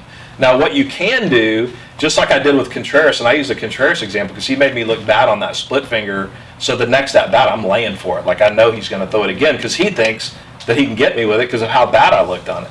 So I believe that, like, Albert was looking for the slider, knowing that I don't think he swung at that one on purpose in the dirt to get another one, because how can you know he's going to hang it? But what I do believe is when Lidge threw that first slider, it confirmed for Albert that's how he's going to try to get me out, so I'm going to look for the slider the whole rest of the at-bat, and then when he threw it and he didn't throw a good one, he was ready to hit it. So I think that's how the quote-unquote setting a pitcher up happens. It's not that that's a bad breaking ball, let me swing at that on purpose and give the pitcher a strike so that he'll throw me another one. You'd almost have to have a crystal ball to know that was how it would go. But you can do things like, knowing that this is what I had in that battle for Greg Maddux, one of my favorite home run stories, because Greg was so arrogant when he would pitch. But this guy would, he liked to throw that two-seam fastball that would start out at your front hip and move out to the inside corner. And so I got the 2 strikes. We were playing a Minute Maid, the regular season game. He's pitching for the Braves, and he throws that. He called it the Racer X. Would come in and move, and it was in. Like, I had to almost jump out of the way of it, and they caught it. The umpire called it a ball. Well, Maddux is like halfway off the mound. Like, he's already walking to the dugout, thinking it was the third. It was the third out of the inning. He's halfway off the field, and he starts MFing the umpire for not calling the pitch. I'm like, dude, that was a ball. It was clearly in. And so, but then immediately I got out of that mode and into my brain, and I was like, all right, he just threw you a fastball in here. And kind of knowing Greg and how wily he is, I said, I bet he's going to come back with a changeup in the exact same spot, thinking that I'm going to be looking for that, defending against it, and he's going to pull the string on me. And sure enough, that he threw a changeup. I hit it in the upper deck because I was looking for it, and I wasn't going to get out in front. And anyway, and he talked about he was furious at the umpire for because he thought he had me struck out. And that was like, I was giggling running around the bases because I thought, you sorry dog, that was a ball. And then he tried to, I got you, you tried to come in. I knew what you were going to do. Anyway, it doesn't always work out like that, but that was one of my favorites. So I have an interesting question to ask based on something that you brought up. And it's even a statement because you already kind of made it clear, but I want to make sure it's clear for anybody watching. And you brought up Maddux, so that's like a perfect transition. There couldn't be a better one. And you brought up the two-seam. So everybody is always amazed at that pitch, and that he was able, as a right-hander, to throw it in the lefty batter's box and make it come back over. So I was talking with Doug Bockler. So he lives in Knoxville. He's become a really good buddy. And I was explaining to him one time, we were just talking about pitches and how to understand how to command pitches. And when you think about like a guy that has arm side run, right? And he tries to go over here glove side. A lot of times it gets backspun, right? His arm slot is not changing, but the ball is backspun. Everybody thinks that to backspin a ball, you have to stay behind it this way. But in reality, the arm is going to unwind, and after it supinates as it unwinds, you're going to get to a point where the fingers are rolling over this way. So for Maddox, like what he used to do, because we have like angles on our mat, and we talk about matching angles with individuals, because all individuals have different angles they need to be at to be able to stop against this hip appropriately. Like the kid that I told you about earlier that was a 260 guy. So the average person has about 35 degrees of internal and external in each hip. He had like 56 in his lead hip. So that means that he could rotate continuously in abnormally far direction than most people. So for him to be able to stop against this hip, he needed more angle than the average person to be able to do it, right? So yeah, basically, like to get the guy that can't do this over here, or to get a guy that's this and can't throw a strike with backspin to this side, all you have to do is change the angle of their stride. And when I told that to Doug, he's like, dude, he's like, my first time when I got called up to the big leagues, I got to watch Maddox in a bullpen, and he used to draw a line over here. And when he was throwing that two seam, he would try to stride in his mind to that line. Basically, he was taking his body, right, on the two seam this way, and then just aligning it differently to throw the same pitch over here. So the reason I bring that up, earlier you mentioned, right, that a homer that you hit, you stepped this way to go get it. And do you know how many coaches there are out there that will berate a player or say, you can't do that, you have to step straight every single time?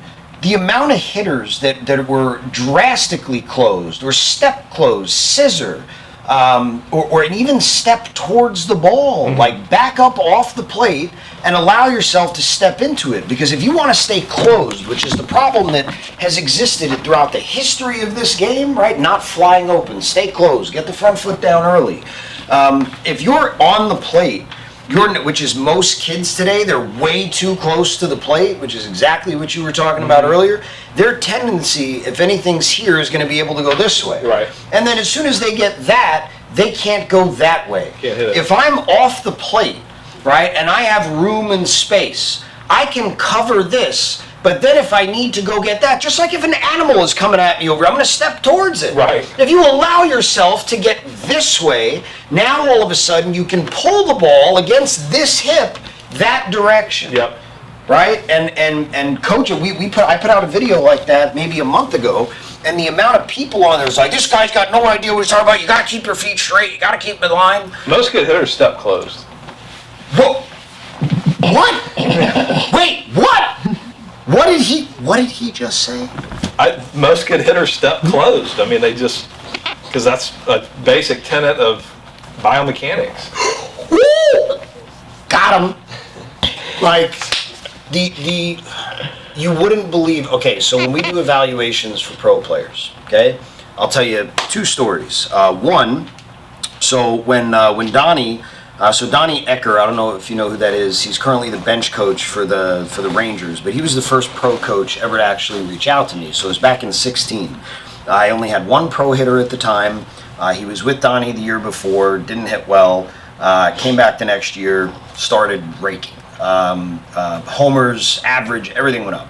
So Donnie was asking him, and he was doing all these weird drills, and Donnie's like, hey, like, what are you doing? Like, why are you doing that? He's very curious. So he reaches out, we become close, and then, over the years, like, he went to Anaheim, right? And he went from being a single A guy to a triple A hitting coach. 7 guys had career years, and he brought me in for a bunch of consulting stuff, and there was one guy that when he got called up to the big leagues with Anaheim, we were 15 minutes away, and he told the guy to come see us. So comes in, and he's from Texas, big boy, right? And we're going through our assessment, and we're doing all the assessment stuff, and we're going through angles and doing rotation. And I say to him, okay, like, which one to you felt the best? And he's like, I like that one. I like that one when I was pretty closed off over here. And I was like, well, I mean, if that's the one you like, you should probably be hitting from there. He's like, wait a second. You mean to fucking tell me I'm supposed to hit like that in games? And I said, well, you just said to me that it felt the best for you. And there's a lot of hitters throughout history that do that. And he says, when I got drafted in the first round out of high school, that's what I did. And they've been telling me for the last 5 years that I can't fucking do that. And been trying to get me to do something else. Like, the amount of guys that happens to is ridiculous. And on the pitching side, it's worse. Because when you start doing evaluations with pitchers, so like we have them do 20 pitches right at the end of the season, so they're still fresh. 5-10 fastballs, a couple breaking pitches, and then after that, based on what we see, we try some different things. Change some angles, change some positions, change some thoughts, and see what kind of results we can get to pop. And the amount of guys that you'll have like, hey, do me a favor, let's go this way and see what happens. And then when you sit down and you're going over the evaluation with them afterwards, and it's like, hey, do you know that when you took that closed stride, you went up like 3-4 miles an hour? And you get a look like, you kidding me right now? And you show them the numbers, and it's like, I've had a bunch, like not one, not two, like, I mean, over 10. Dude, when I got drafted, I did that, and they told me I couldn't, and as soon as I changed it, like, that's when I got hurt. Mm-hmm. Like, Mike Soroka. If you look at Mike Soroka's career, if you out of high school, it was the sexiest thing you've ever. It looked so natural, so beautiful, so easy and effortless. It was gas. He had multiple pitches for strikes, and it would have stayed healthy. If you got him in a biomechanics lab, the stress level would have been nothing. I bet he never felt anything in his arm. And then all of a sudden, he's striding like that, and now he can't throw a strike. So now to manipulate himself, because he's this way, he's got to raise his arm. And his lower back wanted nothing to do with that. And when you watch the video of what he turned into versus what he was, not even close. And he's had this injury-ridden career that could have been completely mitigated by everyone keeping their mouth shut and just letting him pitch. Yeah. Right? Just letting him do exactly what he did. Now he's trying to figure out how to find himself and get back to what he did when he was in high school. Just so many guys get screwed up because they get like, and it's not that player development is a real thing. Like, I've had big leaguers that have never thrown a pitch in a game above 93 be in the shop for 20 minutes and hit 97 and be a 95, 97 guy for the rest of their career. Like 20 minutes just by changing a thought and a position.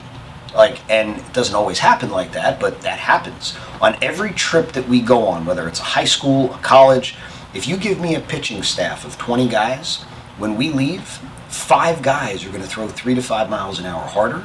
You're going to have a couple of guys who are going to have the best breaking ball they've ever thrown, a couple of guys who are going to have the best command, and then seven guys, sometimes 10, that you can't get a result for in 3 days yet. You can diagnose the issue, but getting their brain to solve the problem differently, can't always do.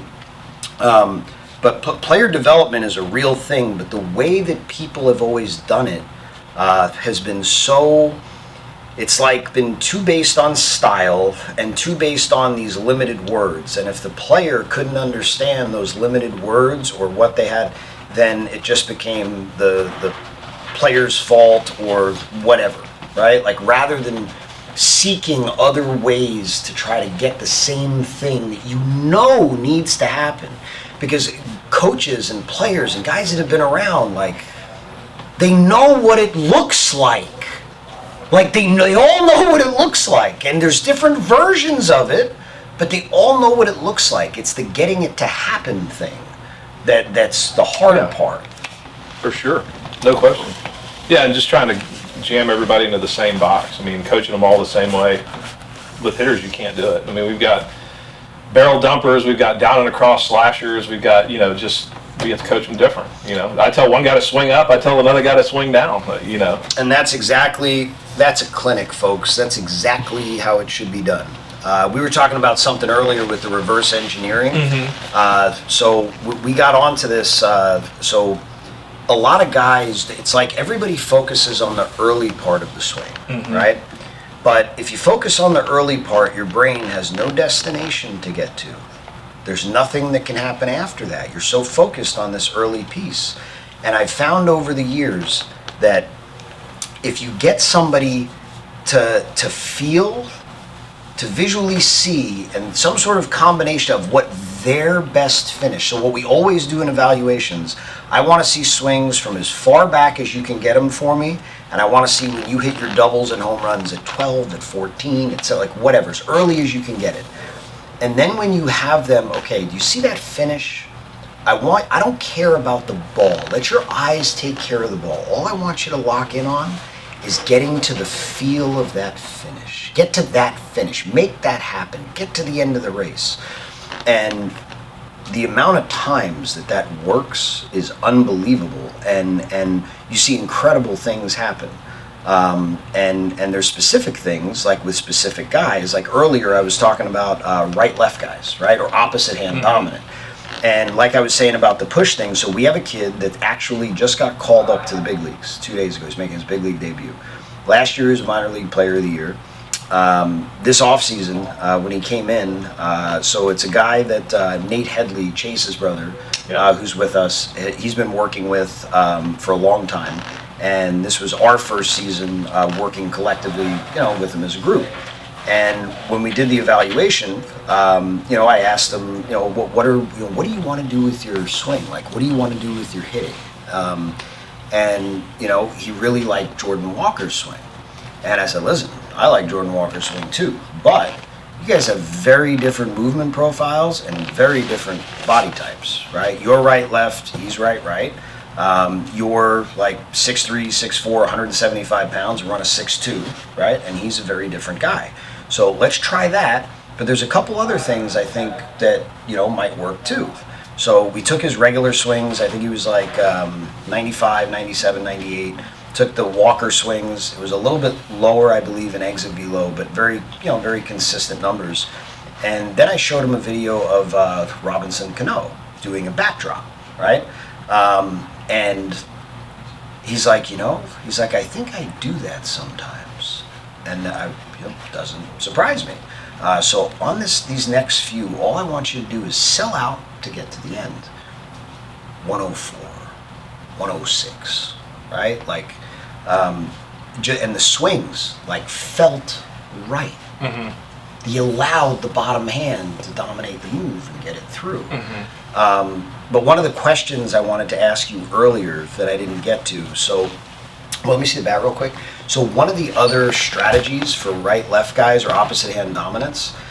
And it's weird because I was doing this with PVC pipes and I was trying to get it to transfer over. And I was working with, do you know who Kurt Bavacqua is? So he played in the big leagues for a long time. He was with the Padres, mm-hmm. right? Second baseman. And his son used to drive up from San Diego and train with us. And I was working with his son, and we were doing these thick grip PVC pipes, because what I found was when you had the thicker grip, your hands didn't choke the bat as much, and when you swung the longer, thicker implement, you couldn't forcibly manipulate it. It had to turn the way it needed to. Mm-hmm. Like, it would bother your wrists, and plus your hands being so big just wouldn't let it happen. It took the bottom hand away from choking it. So I couldn't get him to transfer it from the PVC pipe to the bat. So then I was like, what if I tape up the bottom hand? What if I thicken this up? And dude, the amount of guys that works for, and then over the years, the amount of right-lefts that I've seen that just had it taped up thick, and they didn't know why. They just like it. They just didn't know why. So I was curious, did you ever hit with a tapered knob, or ever try having a thicker grip or tape on the bat? I mean, my bat model is a C271L, which is a little bit of a bigger... You're a 271 guy. Uh-huh. Huh. So the 271 is kind of like that. I mean, but the L is just a little bit of... And I hit choked up my whole career, so I never was on the knob. Like, I was always off of it. Unless I was, like, you do stuff like, sometimes you get a different feel. I'd hang a pinky off the end. Just if I was going bad and I just got to get a different feel, I would do that. But for the most part, I hit right here. Just about that far off the end. So when you hang the pinky off the end, so think about, so a lot of guys do that. Mm-hmm. So out of all the fingers that you have, right? If you were to cut one off, which one do you think you would lose the most strength in your hand? If you were to cut one of your fingers, I mean, this is probably like, I think it's these two are the strongest. Okay, so squeeze them into your hand. Mm-hmm. So see how tight you can get it. Now do your pinky. So when you do deadlifts, which finger do you lock in? I don't do deadlifts. Pinky. The pinky. Crazy. Okay? So when you hang the pinky off the bottom of the bat, it allows tension to come out of it. You can't dominate with it as much, and it allows the barrel to turn also. That's another strategy that we use to get the barrel to turn. Yeah, so I, like it just,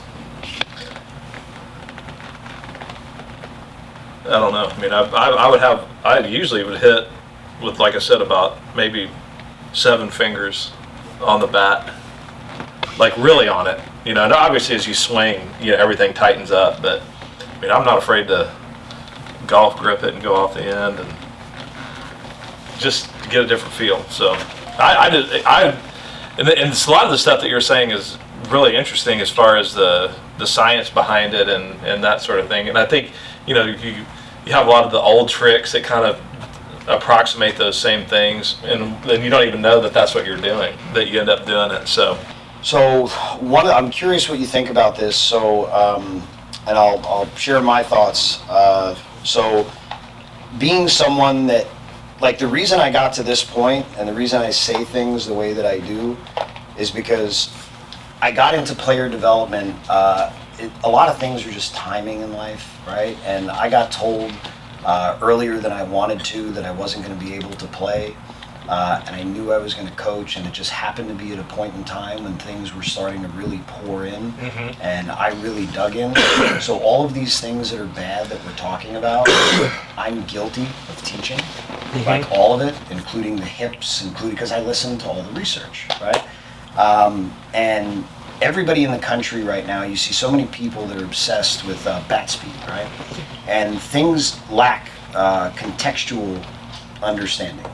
And I always say that like 90% of the people and places doing bat speed programs across the country are consistently fooling people and making hitters worse.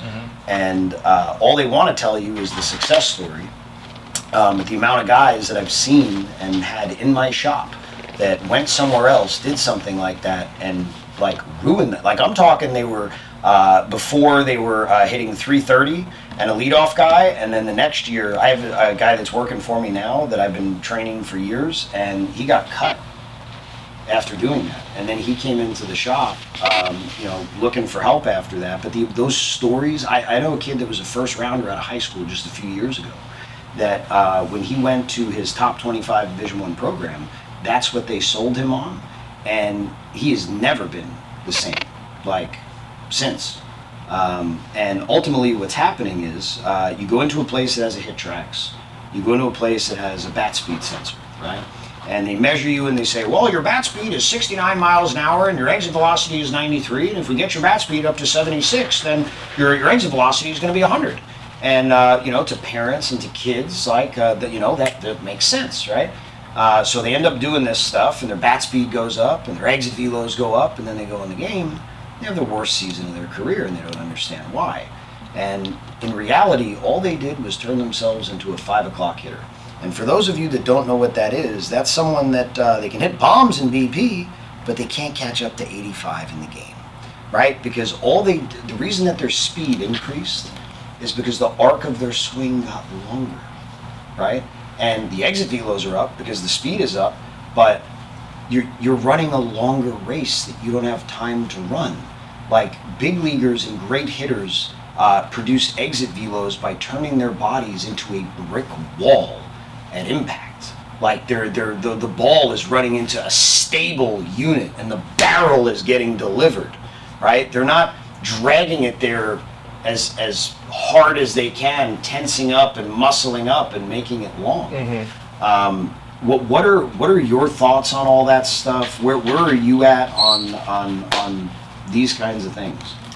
Yeah, I mean, it's probably a lot there, but I would say I'm really big on like A to B. Like you got to get the barrel in front of you, because if you can't do that, then you can't hit. So that's the big thing. We got guys that do it all the time. I mean, they got so much stuff going on back here that I'm like, dude, just get the barrel from here to there as efficiently as you can. And then the position, I like to use a couple of different analogies to talk about that strength position that you're talking about, or that, having the, one is like, all right, I'm like, all right, we're playing football, you got the tackling dummy, and I'm going to charge you. So how would you receive what position would you put your body in to receive the blow from the front? And they all get into this position, like where my foot's flat on the ground here, and I'm like, all right, now get in that position and put a bat in your hand right here. I mean, that is a strong position to be in. It's not like this position where my belly button's showing to the pitcher and my barrel's still way back here. I mean, that's not a good, strong position. So keeping that, like, I want to deliver the barrel in a position of strength, which is similar to the position you'd be in if you were going to resist a blow from the front.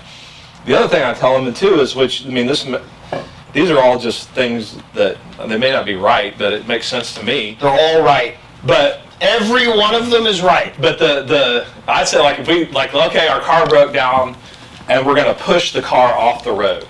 I mean, we're not going to get square to the deal and push like this with my back foot up. If I get down and push like this, now when my hips are kind of perpendicular to what the force I'm trying to generate, I'm going to be more successful. I can generate more force this way than I can facing it and pushing this way. So I use that to try to illustrate, the good hitting position for me is like the hips. And obviously I know the hips rotate, but trying to keep those hips square to the plate as long as possible. And then just kind of like, what I say is a swing will finish itself. Like, you get to here right, and you keep that barrel going, then, I mean, the thing will just, like, your body's gonna unfold.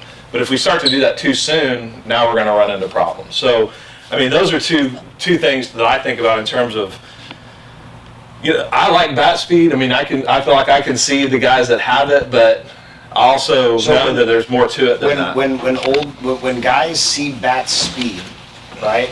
When old school scouts are talking about seeing bat speed, what they're seeing is quickness. They're seeing the barrel is getting from A to B in a short window. That's right.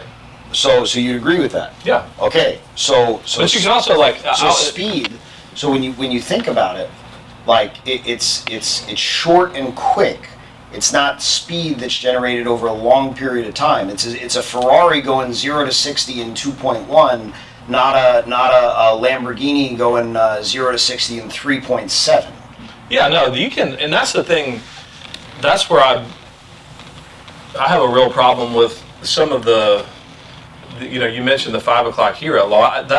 One reason that big league hitters don't really like to do the home run derby is because it's a different swing than you take in real competition. Like, I can hit the ball, I can't anymore, but when I was in my prime, if I wanted to hit the ball in the ballpark, I could do it every time in BP. I mean, like, just, as long as if I know the speed and location, which is, I'm not threatened by the velocity and it's coming in the same plane, same speed, like, I can get away with murder when it comes to long and launch angle, and I mean, I can hit them as far as you want.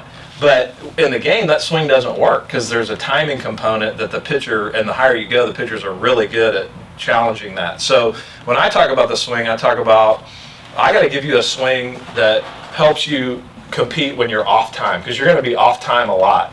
And so, when I talk to I work with a handful of minor league hitters in the off season, and I tell them, like, how many times are you perfectly on time, like where everything works, and maybe 50 out of 100, out of 500 at bats where homers and doubles, but, like, can you be out front but still have something where you're competing and your barrel is, So one of the things, two things off of what you just said. So one, what I always explain to hitters and what I tell everybody is, at the end of the day, the most important thing is that the barrel wins the race. Yeah. So when you talk about the barrel getting here, and that's what has to happen, that's the same exact, the barrel has to win. But can I take it a step further and say, but if the barrel doesn't win the race, you still have to be able to produce a line drive. Yes, so that's why I also say, when hitters talk to me about timing, and they struggle with this, so when we sit down with hitters and we do evaluations, we want to try to figure out things that are important to them. So when hitters, when they make a big deal out of the word timing, generally the reason that they're saying that is because they have flaws in their swing and their movement, and they are one spot, right? They don't have the great hitters hit when they're on time, they hit when they're early, and they hit when they're late, right? So timing is not the same kind of issue. It's not the same kind of thing, because they're able to hit through this window. And all those guys that talk about that all the time, they're in and out. Like there's a one pitch or a one Yeah, it's zone. wooden Indian swing is what I call it. It's like give a wooden Indian a bat, and if the ball happens to be right there, then they can hit it, and if not, they're out. So, and that's why for me, the thing that I think is the most important in the swing is your barrel path, like how your barrel getting into the zone efficiently and staying in the contact zone a long time on plane with the ball. And different pitches have different planes and all that. I get it, but it's at the end of the day, it's like, can we get the barrel behind the ball efficiently and keep it there a long time? And so, like, that's how I talk about it with our hitters. It's like, because I watch our guys in BP, or if you're late and you're flaring the ball, then your barrel's in a bad spot. If I was late, left-handed, and my swing was right, and I caught a ball back here, I'm shooting a chili pepper between short and third on a hard line, because my barrel is in. I'm sure it was more like that, but I mean, it's not this way, right? And that shank ball, like my barrel is behind the ball here, it's behind the ball here, it's behind the ball here, and if I can get it there, I want it to be behind the ball there. So if I'm on that changeup and I'm like front zoning it, that's the ball that goes forever. And but if my path gets off, and that it can be caused by a variety of different things. I like to talk about, like, these are the train tracks, and this is the train. So the train is going to run down the tracks, and so if I do this, or if I do that, the barrel's going to follow whatever.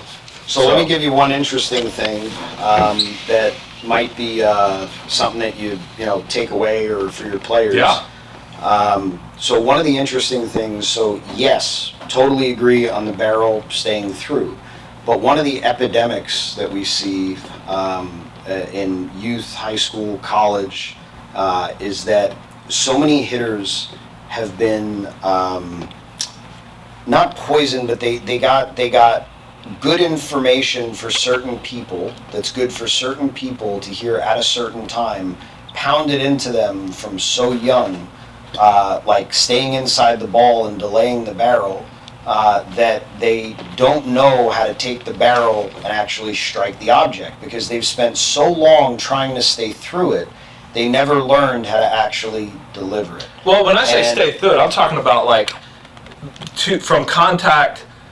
I got to stay. When I say stay through the ball, it's basically like I want my swing.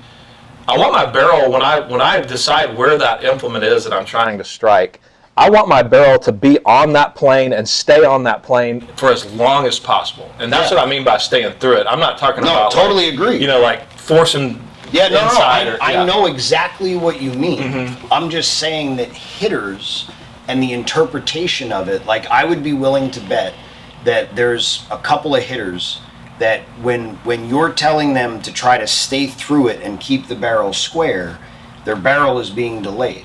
Yeah, and I tell them to point their barrel at the pitcher. Like, that's what we're like. We want to get through with the barrel pointed to the pitcher. There's a great picture of Matt Holliday getting his 2000th big league hit.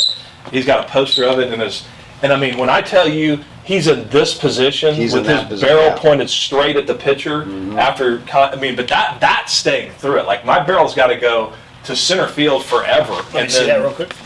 So when guys, and the difference is it's the arc, right? Yeah. So the arc needs to grow. It needs to grow in the direction that you want it to travel. When guys interpret it, the longer they try to stay here, they're delaying the arc from unfolding till it's over here. Yeah. And they're not actually taking it and delivering it this way. Right. And there's a lot of hitters that when you watch the barrel through contact, it's at a point in time where it looks like it's taking a left-hand turn because it's delivering into the ball. And if you get it, it'll show the extension point here. Yeah. But when you watch the visual from the front, it's like it looks like the guy is turning around it, right? Like your swing, which was gorgeous, but there are people that would say when they watch it, it's like it's sweeping.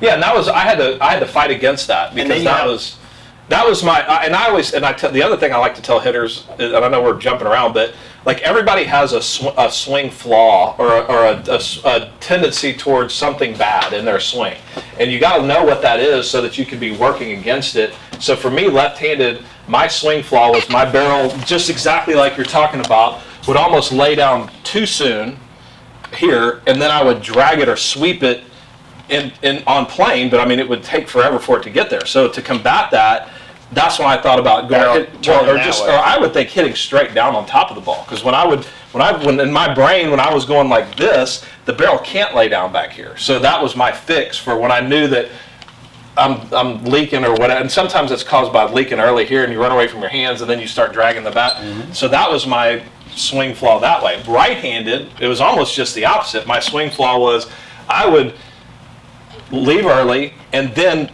now I've got these train tracks set right here, and it would be like down and across. I was a down and across swinger, so in my brain, I'm punching the second baseman in the stomach when I swing to try to combat that, because I want that barrel to come more this way and not this way.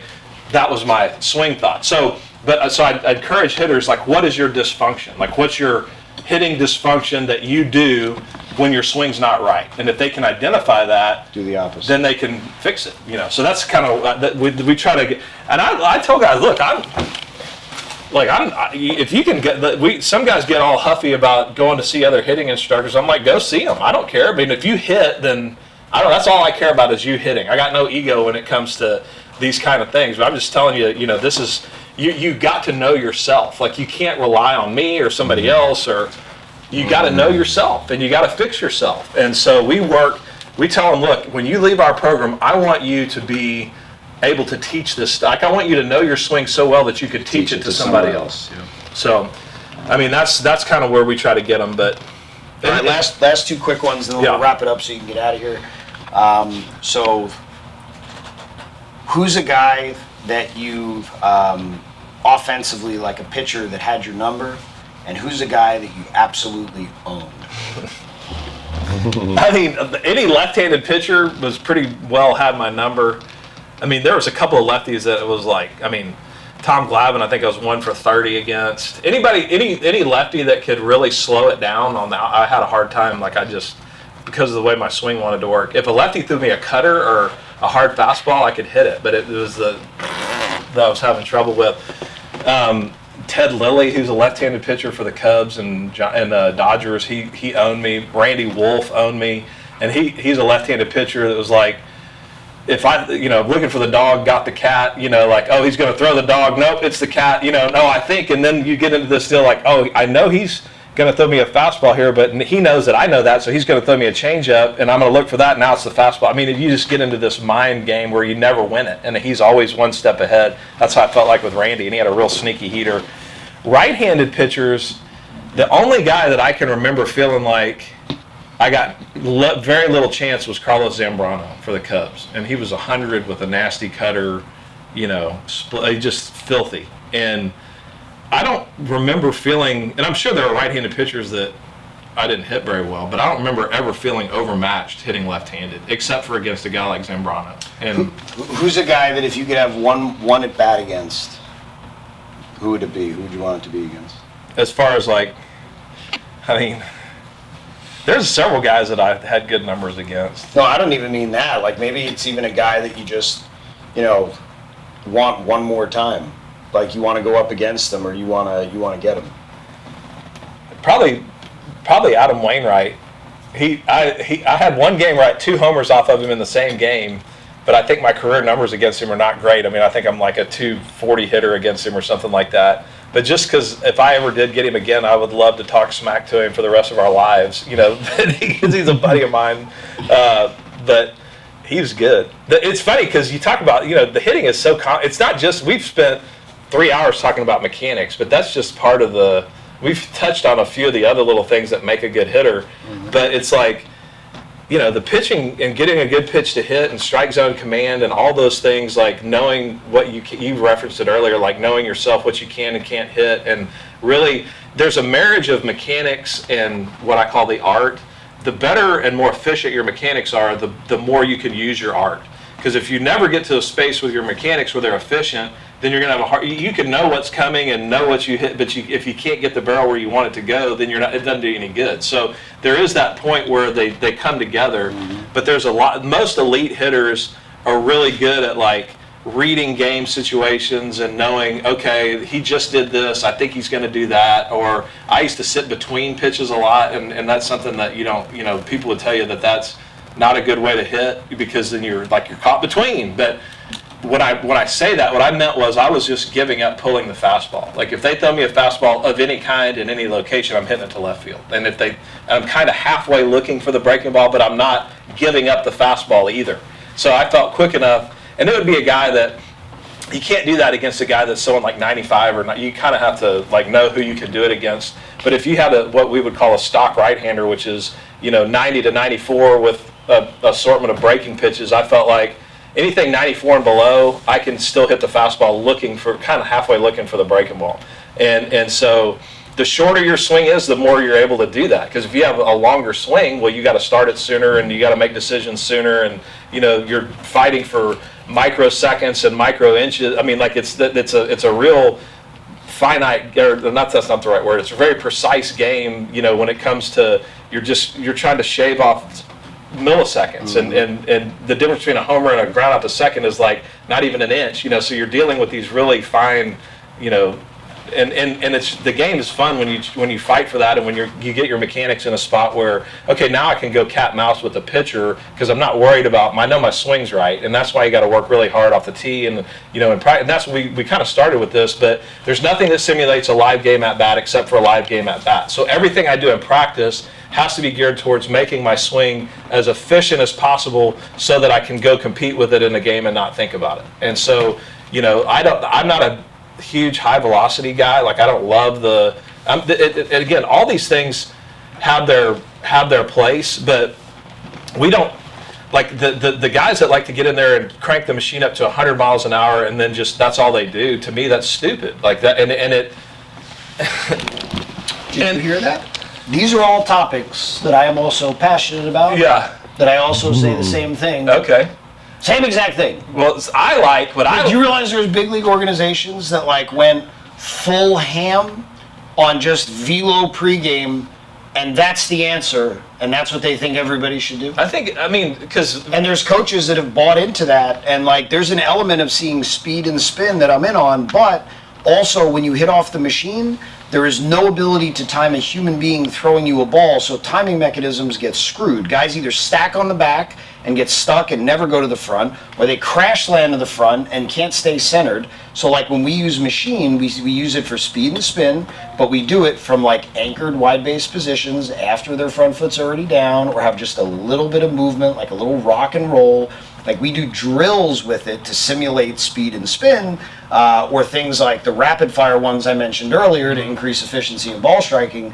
But that's not for forward moves, and you have to be able to time the rhythm and sequence to what you're doing against the rhythm and sequence to what someone else is doing. That element is completely missed.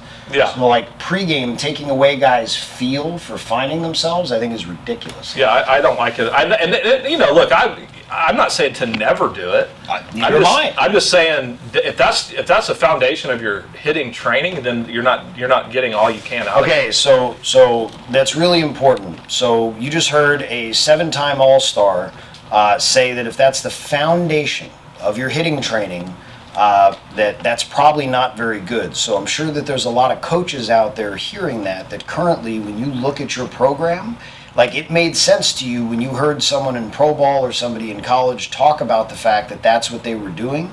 And we're both not saying that you should never do that, but that cannot be the foundation, because that's not all of a sudden going to take all of the bad swings and make them good. No, it'll actually make the bad swings worse. And you end up, and I think, I think maybe Ty got into this a little bit when we were training with what's his name, because here the danger of the high velocity, especially if you do that angled high velocity, the body is going to try to get the barrel there. Like, so you're going to end up getting like cheap cut across swings to just get it there to keep from getting jammed. And if you do that over and over again, you might get really good at being able to cheat your barrel and get it in there, but you can't hit anything else. So if they bring in a guy that throws $1 billion and it's coming straight in, then you're going to be great at that one, but you're giving up everything else. My favorite thing to do with the machine is to hit breaking balls. And I hit breaking balls that break into whatever hand you are. So if you're a left-handed hitter, I believe in hitting a ton of right-handed slow breaking balls, and if you're a right-handed hitter, I hit a ton of left-handed slow breaking balls.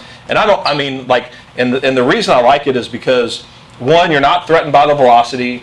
Two, the timing component is kind of like, to hit a breaking ball in a game, you have to be able to manage. Like, I'm not always going to land. You know what I'm saying? Like, I'm going to have a little bit so I can more readily simulate a game breaking ball off a machine than a game 100%. Fastball off a machine. So but the real reason I like it is because the ball is breaking kind of into me.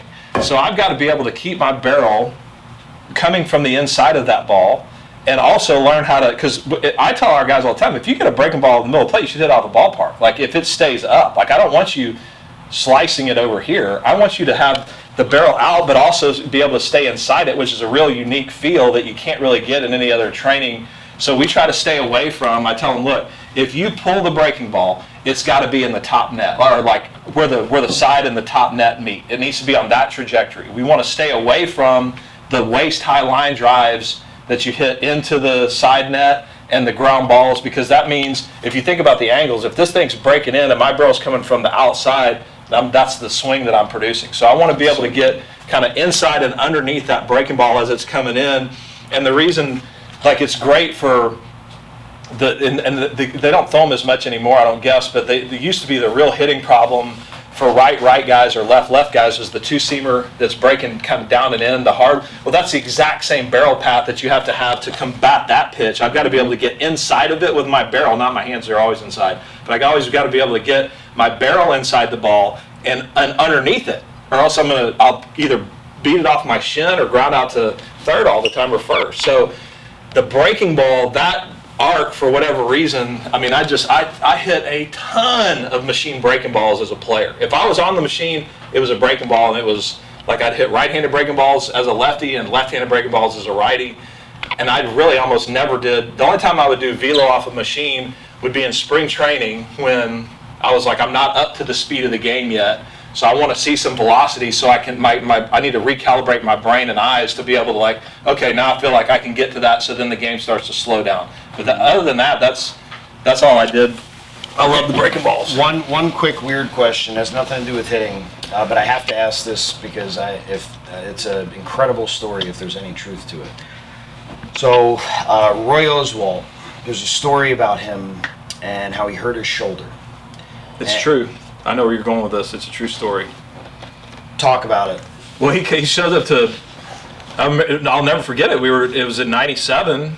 I'm assuming this is the same story, but we working on his car. Yeah, so we went to Instructs. We went to Instructs in '97 together. He was draft and follow back when they used to do that, and I was our draft. So we showed up and we became friends. He's a redneck. I mean, just great. But he shows up in this old, like, '78 Chevy pickup, that he had just bought. And I mean, this thing, he's loud and he was always fiddling with it. But so he kept saying, man, my arm, it just doesn't feel right. My arm's bothering me. And, they were trying to be careful with him. He was a pretty high draft pick or whatever. And they considered him a good prospect. So we leave Instructs. We come back in spring training the next year. And we're like, dude, how's your arm? Through the course of the conversation, oh, man, he goes, you're not going to believe this. I said, what? I was working on my truck. It was running, and I guess I don't know. I mean, I'm not a mechanic, but apparently he grabbed the distributor cap, or there was some the electrical system that he was working on, and happened to grab a bare wire with his right hand. And he goes, when I tell you that thing sent about 4 zoom, zoom, as that motor was turning over, he's like, I couldn't let go of it, and finally, like, I was able to get off of it. And he goes, I kind of fell to the ground, and when I got up, I did my arm like that. He goes, it felt amazing. It's like it never bothered me since. And dude, he had his whole career, and I kid you not, he never had an arm problem his whole career. So I don't know. I mean, so what do you think happened? He goes, I don't know. He goes, maybe I had some, like, loose particles and that electricity like blew him to another place in his shoulder. But yeah, that's a true story. Yeah, we were talking about that at the shop, and I don't know. I think we're gonna have to get somebody on the back end with a hurt arm and then see what we can do with a little electroshock, because that is wild. Yep, that's I true. can't believe that's true. That's incredible. Well, Lance, dude, this was incredible. Thank you so much. I know I got better. I know I have stuff that I'm going to take from this that I can bring back to my players. I know certain things that you said that I know are going to resonate with certain hitters that I have. So especially with the approach thing, because I have multiple guys that I can think of with swings that are very, very similar, that thinking fastball that way and breaking ball this way is going to help a ton. So can't thank you enough. This was outstanding. Really appreciate your time, man. Of course. And at the end of the day, I would like to leave, like, you don't have to have a perfect swing to be a good offensive player. And at the end of the day, it's a competition. Like, get in that batter's box and get after somebody's rear end. You know, that's all this mechanical stuff is great and it's important. But I mean, truly, at the end of the day, it's a competition. Like, who's going to win? It fires me up because it's the one, like, what other sport, and maybe there are other ones, but where it's man on man, like one-on-one. I know with the combat sports, but I'm saying, like, I know in exactly the concept what of a you team mean. sport, like, Yes. where else are you going to get that? I am trying to beat this guy and he's trying to beat me, and oh, by the way, my swing doesn't feel good. I don't care. I'm going to hit or get hit. You have to hit I'm anyway. getting on base. So I took that mentality to the plate with me pretty much every time. Like, I'm not making it out. So That's awesome.